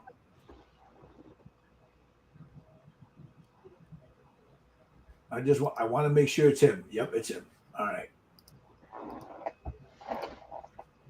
Now Jerry's page is right here. It's called Just Paint It. There's his YouTube channel.